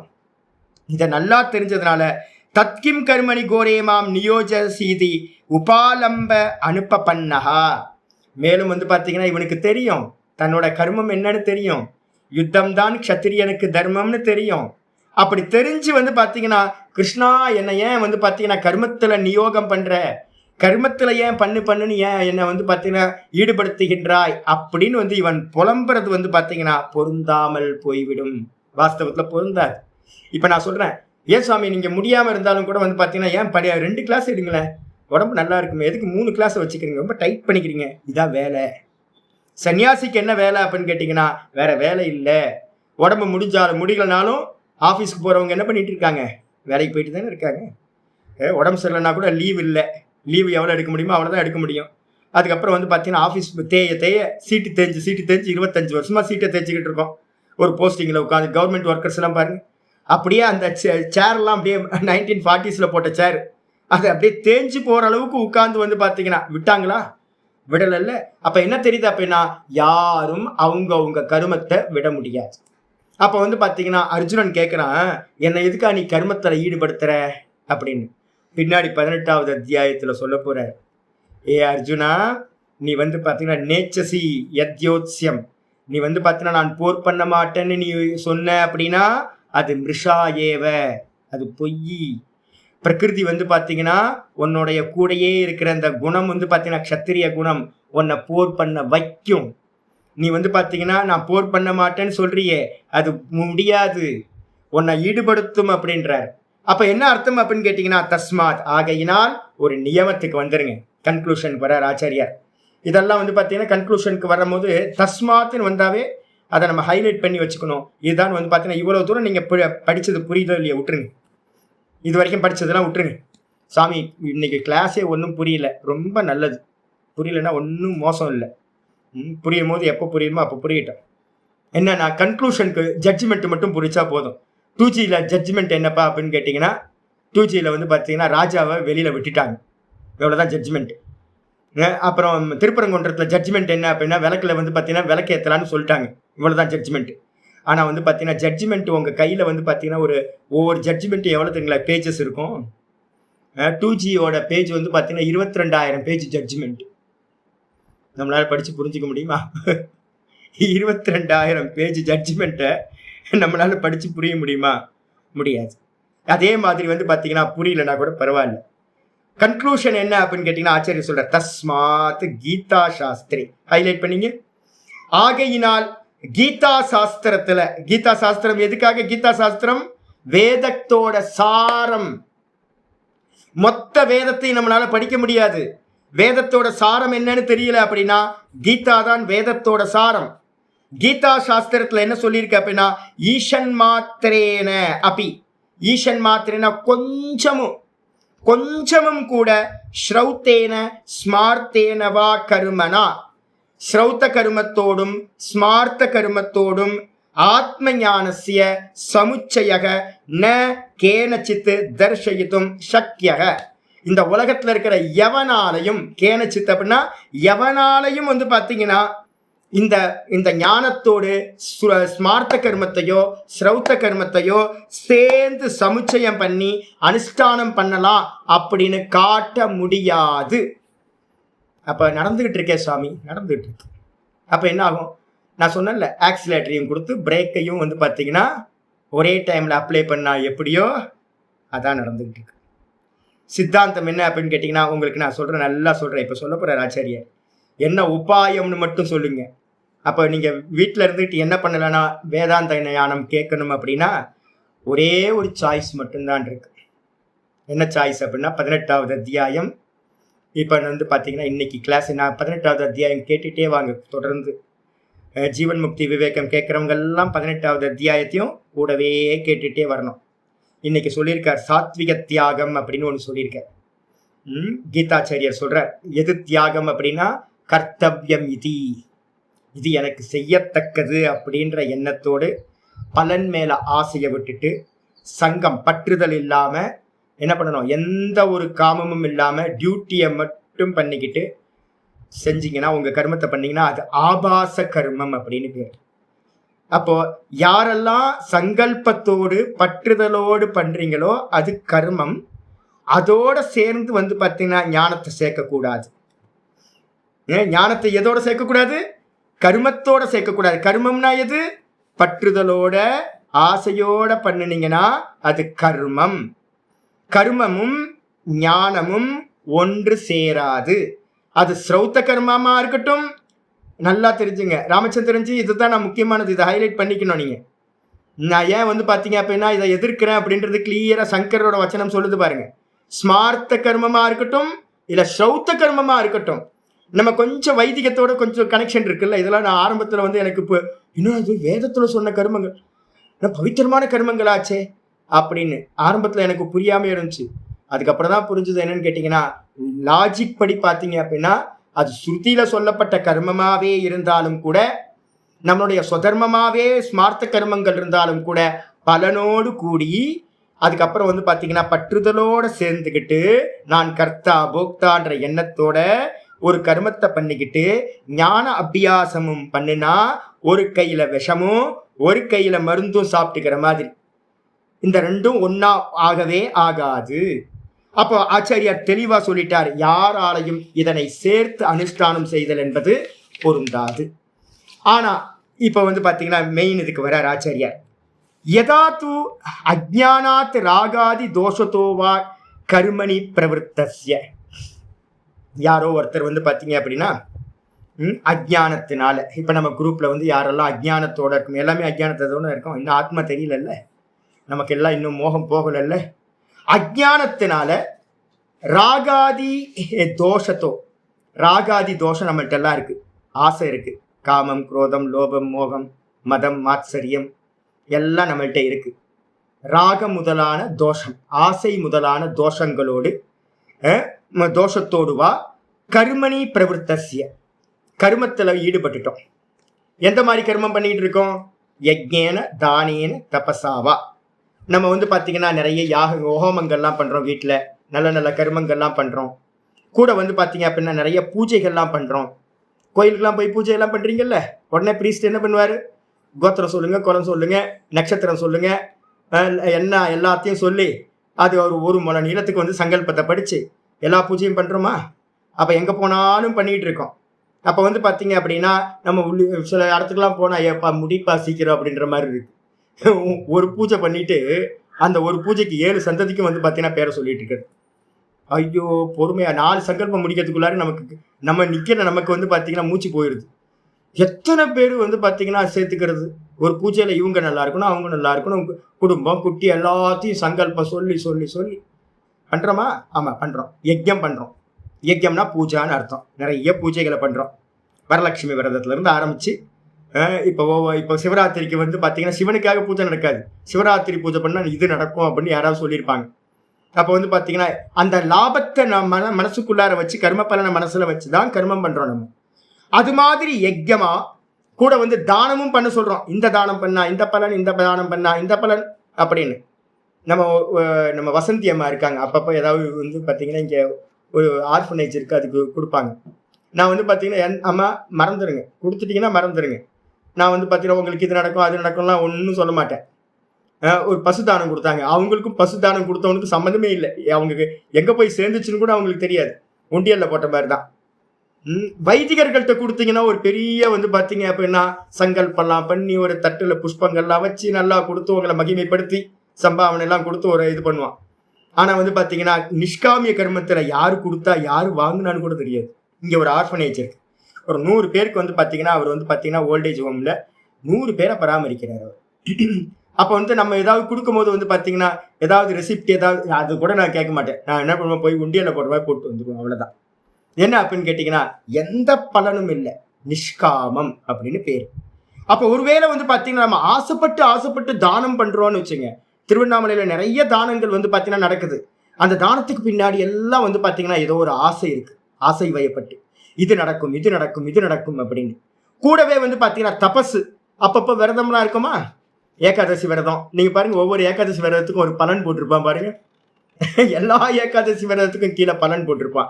இந்த ஏகாதசிக்கு விரதத்துக்கு இருந்தீங்கன்னா இந்த பலன் கிடைக்கும். இந்த செவ்வாய்க்கிழமை வந்து ரொம்ப ஸ்பெஷல், புதன்கிழமை இந்த ஸ்பெஷல், வியாழக்கிழமை விரதம் இருந்தீங்கன்னா இந்த ஸ்பெஷல், சனிக்கிழமை விரதம் இருந்தா இந்த ஸ்பெஷல், சிவராத்திரி விரதம் இருந்தீங்கன்னா இந்த ஸ்பெஷல் அப்படின்னு எல்லாத்துக்கும் பலன். தபஸ் பண்றோம், அந்த தபஸுக்கு கூட வந்து பாத்தீங்கன்னா பலன் சொல்லப்பட்டிருக்கு. அப்போ வந்து பாத்தீங்கன்னா யஜ்ஞம் அப்படின்ற பூஜை, தானம், தபசு இதை எல்லாத்துலயும் வந்து பாத்தீங்கன்னா நீங்க ராகாதி தோஷத்தினால வந்து பாத்தீங்கன்னா ஈடுபடும் போது விசுத்த சத்வசிய ஞானம் உற்பன்னம். இதை வந்து பாத்தீங்கன்னா சாதாரணமா பண்ணினீங்கன்னா கர்மனா பத்தியதே ஜந்து. நீங்க ஆசையோட பண்ணினீங்க அப்படின்னா என்னாவது மாட்டிப்பீங்க. அதே நேரத்துல அஜ்ஞானம் இருக்கு சுவாமி என்கிட்ட, ஆனா அஜ்ஞானம் இருக்கு, ஆனா வந்து பாத்தீங்கன்னா ராகாதி தோஷத்தோவா கர்மணி பிரவர்த்தசிய. ராகத்தினால பண்ணிருக்கலாம், இல்லைன்னா ராகம் இல்லாமலும் பண்ணிருக்கலாம். ராகத்தினால பண்ணினீங்க அப்படின்னா கர்மத்தினால பந்தப்படுவீங்க. இதே வந்து பாத்தீங்கன்னா சொல்லி கொடுக்குறோம். யஜ்ஞேன தானேன தபசா அநாசகேன பிராமணா விவிதிஷந்தி மந்திரம் பிருகதாரண்யம் சொல்லுது. அதே மாதிரி வந்து பாத்தீங்கன்னா கீதால 18வது சாப்டர்ல பார்த்திருக்கோம். யஜ்ஞம் தானம் தபஸ்சைவ பாவனானி மனிஷினஹ. அப்ப வந்து பாத்தீங்கன்னா யஜ்ஞம் தானம் தபஸ்ன்றது வந்து பாத்தீங்கன்னா என்ன பண்ணுதுன்னா அந்த கரண சுத்தியை அடைந்தவனுக்கு. நிஷ்காமியமா ஒருத்தன் பண்ணும் போது அவனுக்கு சொல்லித்தர யாராவது வராங்க, ஐயோ இது வரைக்கும் நீங்க காமத்தோட பண்ணிருக்கீங்களா, இப்ப என்ன பண்ணுங்க அப்படின்னா காமத்தை விட்டுருங்க. காமத்தை விட்டுட்டு என்ன பண்ணுங்க, வெறும் வந்து பாத்தீங்கன்னா ஈஸ்வரனுக்கு பண்ற ஈஸ்வர பிரீத்தி அர்த்தம் மட்டும் வச்சுங்க. ஈஸ்வர பிரீத்தி ஈஸ்வர பிரீத்தி ஈஸ்வர பிரீத்தின்னு மட்டும் சங்கல்பம் பண்ணிட்டு எல்லா கர்மத்தையும் யஜ்ஞம் தானம் தபஸ் பண்ணுங்க அப்படின்னு பண்ண சொல்றேன். அப்படி பண்ணும்போது என்ன நடக்கும் அப்படின்னு கேட்டா அந்த கரண சுத்தி நடக்கும். விசுத்த சத்வசிய ஞானம் உற்பன்னம். அவனுக்குத்தான் வந்து பாத்தீங்கன்னா அந்த ஞானமானது உற்பத்தியாகும். அப்ப காமம் இருக்கிறவனுக்கு மனசு எப்படி இருக்கும், ரஜோகுணத்தினால சஞ்சலமாயிரும், எதிர்பார்ப்புகளோடையே இருக்கும். அப்ப எதிர்பார்ப்புகளோடும் அபிமானத்தோடும் ஆசையோடும் இருக்கிற உள்ளத்துல விசுத்தமான ஞானம் உண்டாகாது, ஆத்ம அறிவு உண்டாகாது. எவனுடைய மனம் வந்து பாத்தீங்கன்னா நிஷ்காம கர்மயோகத்துல அந்த கரணம் சுத்தி ஆகுதோ அவனுக்கு வந்து பாத்தீங்கன்னா ஞானம் உற்பன்னம். பரமார்த்த தத்துவ விஷயமா இருக்கிற ஞானம், வேதாந்தம் சொல்ற ஞானம். நான் ஏக்கம் ஏவ சர்வம் பிரம்ம அகர்த்தும் அகர்த்ருச்ச இது.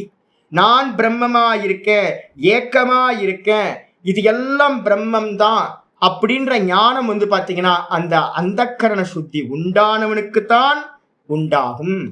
அப்ப அந்த கரணத்துல அந்த சுத்தி இல்லாதவனுக்கு சப்தம் படிச்சாலும் சப்தத்தோட அர்த்தம் தெரிஞ்சாலும் ஞானம் உண்டாகாது. சப்தார்த்தம் தெரியும். நம்ம யோக சூத்திரம் படிச்சிருக்கோம். யோக சூத்திரத்துல 3 விஷயம் சொல்றோம். சப்தம், அர்த்தம், ஞானம். சப்த அர்த்த ஞானம்ன்றது 3மே வேற வேற. இப்ப நான் சொல்றேன், ஆப்பிள்னு சொன்ன மாத்திரத்துல உங்களுக்கு புரியுமா புரியாதா? புரியுதா? ஆப்பிள் புரியுதா? APPLA ஆப்பிள் சப்தம். ஆப்பிள்னா என்னது? இங்கே பக்கத்துலயே நான் வச்சிருக்கேன். ஆப்பிள் ஒன்று சாமி, இதான் ஆப்பிள். வஸ்து ஆப்பிள் நமக்கு முன்னாடி தெரியுது. அதை சொல்ற சப்தம் வந்து APPLA ஆப்பிள் சப்தம். சப்தம் அர்த்தம். ஒரு குழந்தைக்கு என்ன பண்ணுவோம்? சின்ன குழந்தை வந்து பிளே ஸ்கூலுக்கு போகுது. அப்போ என்ன பண்ணுவாங்க? டீச்சர் வந்து பார்த்தீங்கன்னா A for apple, B for bat அப்படின்னு சொல்லி கொடுக்குறாங்களே. என்ன பண்ணுறாங்க தெரியுங்களா? இந்த சப்தத்துக்கு இதான் மீனிங், இந்த சப்தத்துக்கு இதான் மீனிங் அப்படின்னு குழந்தைக்கு சொல்றாங்க. ஆப்பிள் அப்படின்ற சப்தத்துக்கு மீனிங் இந்த ஆப்பிள் அப்படின்னு இது சொல்லி சொல்லி காட்டுறாங்க. இதுக்கு பேர் வந்து பார்த்தீங்கன்னா ரெண்டுத்தையும் ஒன்று ஆக்குறது. சக்தி ஞாபகம் அப்படின்னு பேர். ரெண்டுத்துக்கு உள்ள சம்பந்தத்தை என்ன பண்றது? நியமம் பண்றது. இனி இந்த இந்த இந்த வஸ்து ஆப்பிள்ன்ற சப்தத்தால நீ புரிஞ்சுக்கணும் அப்படின்னு வந்து டீச்சர் வந்து பார்த்தீங்கன்னா முதல் எஜுகேஷன் அதான் நடக்குது. சரி, இந்த குழந்தைக்கு வந்து பார்த்தீங்கன்னா நல்லா ஞானம் வந்துருச்சுன்னா எப்போ எப்படி தெரியும் அப்படின்னா, ஆப்பிளை பார்த்தா சப்தம் உள்ள ஞாபகத்துக்கு வரணும். சப்தம் யாராவது சொன்னாங்கன்னா உடனே ஆப்பிள்ன்றது அதுக்கு புத்திக்கு வரணும். ரூபத்தை பார்த்தா சப்தமும், சப்தத்தை பார்த்தா ரூபமும் புத்தியில வந்துச்சு அப்படின்னா அதுக்கு பேர் ஞானம்னு பேர். சப்தம் வாக்குல இருக்கு, வஸ்து வெளியில இருக்கு, ஞானம் அந்த கரணத்துல இருக்கு. அடிச்சா இப்ப நான் வந்து பாத்தீங்கன்னா ஆத்மாவை பத்தி எஜுகேஷன் உங்களுக்கு கொடுக்குறேன் அப்படின்னா என்ன ஆகும் அப்படின்னு கேட்டீங்கன்னா, ஆத்மாவோட லட்சணங்களை சொல்றேன். ஆத்மா எப்படிப்பட்டது அப்படின்னா ஏக்கம். ஆத்மா ஏக்கமானது. உங்களுக்கு புரியுதா? புரியுது இல்ல? ஆத்மா ஏக்கம்னா ஒன்றுன்றது வந்து பார்த்தீங்கன்னா ஏக்கம்ன்றதுக்கு மீனிங் ஆத்மா ஏக்கம்ன்றதுக்கு அர்த்தம் ஆத்மா ஒன்றானது, அநேகமானது இல்லை, ஒன்று. தெரியுதா? ஆமாம் தெரியுது சாமி. ஏக்கம்ன்றதுக்கு மீனிங் வந்து நீங்கள் சொல்றதுக்கான மீனிங் தெரியுது சாமி. ஆத்மானா நான் அப்படின்னு உங்களுக்கு என்னைக்காவது தெரிஞ்சுதா? நான் ஆத்மா, நான் ஒருத்தன் தான் இருக்கேன் தெரியுதா? அப்படின்னா இன்னும் உற்பத்தி ஆகலை. சப்தம் தெரியுது, அர்த்தம் தெரியும், ஏக்கம்ன்றது இன்னும் உண்டாகலை. இன்னும் உலகத்தை நம்ம அநேகமாக பார்த்துட்டு இருக்கோம். அப்போ ஆத்மா ஏக்கம்ன்ற ஞானம் எனக்கு உண்டாகலை. ஆனால் சப்த ஞானம் உண்டாயிடுச்சு, சப்த அர்த்தம் உண்டாயிடுச்சு, சப்த அர்த்தம் உண்டாயிடுச்சு, ஞானம் உண்டாகலை. அதுக்கப்புறம் ஏக்கம் ஏவ இதம் சர்வம். ஒண்ணுதான் இங்க இருக்கிறது எல்லாம். இங்க இருக்கிறது எல்லாம் ஒண்ணுதான். எது? பிரம்ம. இங்க இருக்கிறது எல்லாம் ஏக்கமேவ சர்வம், இதம் சர்வம் பிரம்ம. இது எல்லாம் பிரம்மமா தான் இருக்கு, இது எல்லாம் ஆத்மாவா தான் இருக்குன்ற ஞானம். சப்தார்த்தம் கேட்டா மட்டும் பத்தாது, அது ஞானமா உண்டாகணும். அப்படின்னா அந்த கரண சுத்தி இருந்தாதான் அந்த ஞானம் உற்பத்தி ஆகும். அது மட்டும் இல்ல, அகர்த்ரு செய்தி. நம்ம எல்லாம் வேதாந்தம் படிச்சதுக்கு பிறகு கூட கர்த்தா கர்த்தான்ற எண்ணம் நமக்கு போக மாட்டேங்குது. வேதாந்தம் படிச்சவங்க நிறைய பேருக்கு போக்தா போக்தான்றது போக மாட்டேங்குது. ஆனா ஆத்ம ஞானம்ன்றது என்னது? ஆத்மானா கர்த்தா இல்லை, போக்தா இல்லை, அதுதான் எல்லாமா இருக்கு, ஏக்கமா இருக்கு, ஆத்மா கண்ணியமா வேற ஒண்ணும் இல்லை அப்படின்றதுதான் ஞானம். அப்ப சப்தம் அர்த்தம் புரிய முடியும். ஆனா ஞானம் உண்டாகணும் அப்படின்னா அந்த கரண சுத்தி நிஷ்காமிய கர்மத்தினால்தான் சம்பவிக்கும். அது மட்டும் இல்ல, தஸ்ய கர்மணி கர்ம பிரயோஜனேச்ச நிவர்த்தி. ஒருவேளை வந்து பாத்தீங்கன்னா இந்த பேராகிராஃபோட நிப்பாட்டுங்க. ஆபாச கர்மத்தை பத்தி பேச போறோம். நவமி அன்னைக்கு இதோட கண்டினியூட்டி வரலாம். அப்ப இப்போ நல்லா தெரிஞ்சுங்க, என்னன்னு கேட்டீங்கன்னா ரெண்டுத்தையும் சேர்க்க முடியாது. ஸ்ரௌத்த கர்மத்தையும் ஸ்மார்த்த கர்மத்தையும் இந்த ஞானத்தோட சேர்க்க முடியாது. மொத்த கர்மங்களையும் ஸ்ரௌத்தம் ஸ்மார்த்தம் மட்டும்தான் பிரிச்சிருக்கோம். அதுக்கப்புறம் லௌக்கியமா நமக்கு பண்ற கர்மங்கள் எல்லாத்தையும் வந்து பார்த்தீங்கன்னா சேர்க்கவே இல்லை. ஏன் அப்படின்னு கேட்டீங்கன்னா, பிரதான கர்மங்களையே சேர்க்க முடியாது அப்படின்னா லௌகிக கர்மத்தையா சேர்க்க முடியும்? அப்போ வந்து நல்லா புரிஞ்சுக்கணும், ஞானத்தோடு கர்மத்தை சேர்ந்து அனுஷ்டானம் பண்ண முடியாது. ஞானம்ன்றது வந்து பார்த்தீங்கன்னா அகம் அகம் அகம் அகம்னு நிற்கிறது. ஏக்கம், விமலம், நித்தியம், அகர்த்தா, அபோக்தா. ஆனா கர்மம்ன்றது வந்து பாத்தீங்கன்னா கர்த்தா, அநேகம், எல்லாம் வந்து பாத்தீங்கன்னா வெளியில இருக்க இன்ஸ்ட்ருமெண்ட், அநேக இன்ஸ்ட்ருமெண்டோட சேர்ந்து பண்ணக்கூடியது.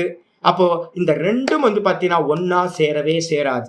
அதனால என்ன பண்ணணும் அப்படின்னா, எந்த அளவுக்கு வந்து பார்த்தீங்கன்னா கர்மங்களை தியாகம் பண்ணிட்டு இந்த வேதாந்த சிரவணத்துக்குள்ளார இது பெரிய யாத்திரையா போகும். மெதுவா மெதுவா மெதுவா ஸ்தூலமா கர்மங்களை விடணும். அதுக்கப்புறம் வந்து பார்த்தீங்கன்னா மெதுவா வந்து பார்த்தீங்கன்னா எல்லா கர்மங்களோட பிரயோஜனத்தையும் ஈஸ்வரார்ப்பணம் பண்ணணும். கூடவே நான் பண்ணல நான் பண்ணல நான் பண்ணலன்னு மெதுவா மெதுவா அபியாசம் பண்ணணும்.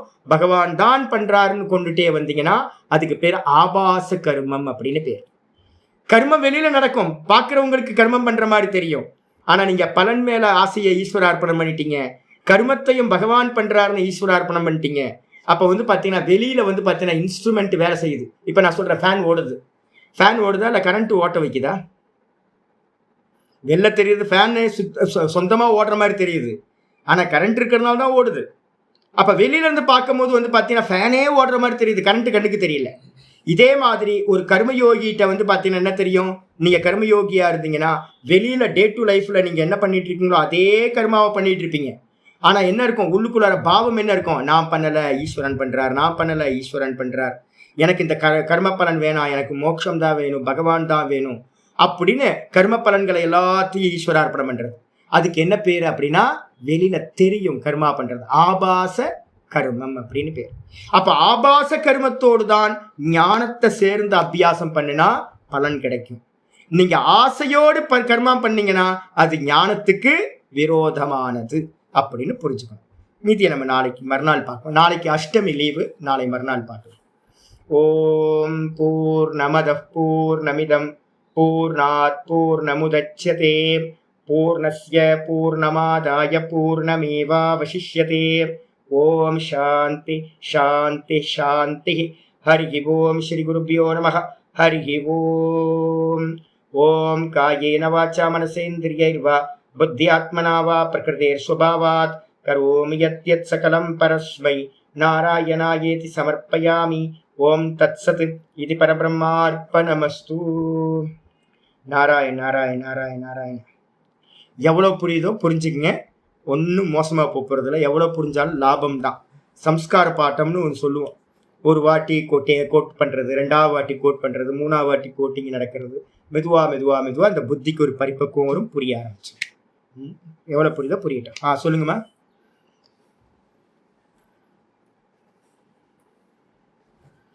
ஆனால் எவனுக்கு அஜ்ஞானத்தினாலோ அல்லது விருப்பு முதலிய தோஷத்தினாலோ கர்மத்தில் ஈடுபட்டவன் யஜ்யம் தானம் தபஸ் முதலிய கர்மத்தில் ஈடுபட்டு அந்த கர்ணம் சுத்தம் அடைந்தவனுக்கு முதல்ல அவன் வந்து என்ன பண்றான், கர்மத்தினால தோஷத்தினால ஈடுபடுறான். அதனால தான் நான் சொல்லும் போது சொன்னேன், கர்மத்து ஆசையோடு ஈடுபட்டீங்கன்னா கர்மனா பத்தியத்தை ஜந்து. அதே யஜ்ஞேன தானேன தபஸா அநாசகேனன்னு ஆசை இல்லாம பண்ணும்போது அவனுடைய அந்த கர்ணம் என்ன ஆயிடுது, சுத்தி ஆயிடுது. அந்த கர்ணம் சுத்தியானவனுக்கு ஞானம் உண்டாகுது. அந்த கர்ணம் சுத்தி ஆகாம நீங்க, அதனால தான் நான் ரொம்ப எலாபரேட்டா சொன்னேன். இங்கெல்லாம் இங்க தானம் நடக்குது, நம்மளாம் நிறைய பூஜைகள் பண்றோம், யஜ்யம் பண்றோம், தானம் பண்றோம், கூட வந்து பாத்தீங்கன்னா நிறைய தபஸுன்னு விரதங்கள்லாம் இருக்கிறோம். ஆனா எல்லாத்துக்கும் பின்னாடி என்ன இருக்கு, ஆசைகள் இருக்கு, இது இருக்கு. அப்ப ஆசைகள் இருக்கு அப்படின்னாவே அது நம்மளை பந்தப்படுத்தும், கட்டும். அதே எவன் ஒருத்தன் வந்து பாத்தீங்கன்னா ஆசை இல்லாம பண்றானா அவனுக்கு என்ன ஆகுது, அந்த கர்ணம் சுத்தி நடக்குது, அவனுக்கு தான் ஞானம் வந்து பாத்தீங்கன்னா உண்டாகுது. அதை நீங்க கொஞ்சம் இது பண்ணிக்கணும், கொஞ்சம் கரெக்ஷன் பண்ணி நீங்க உங்களுக்கு புரியுற மாதிரி எழுதிக்கணும். நீங்க பிரிச்சு புரிஞ்சு எழுதிக்கங்க.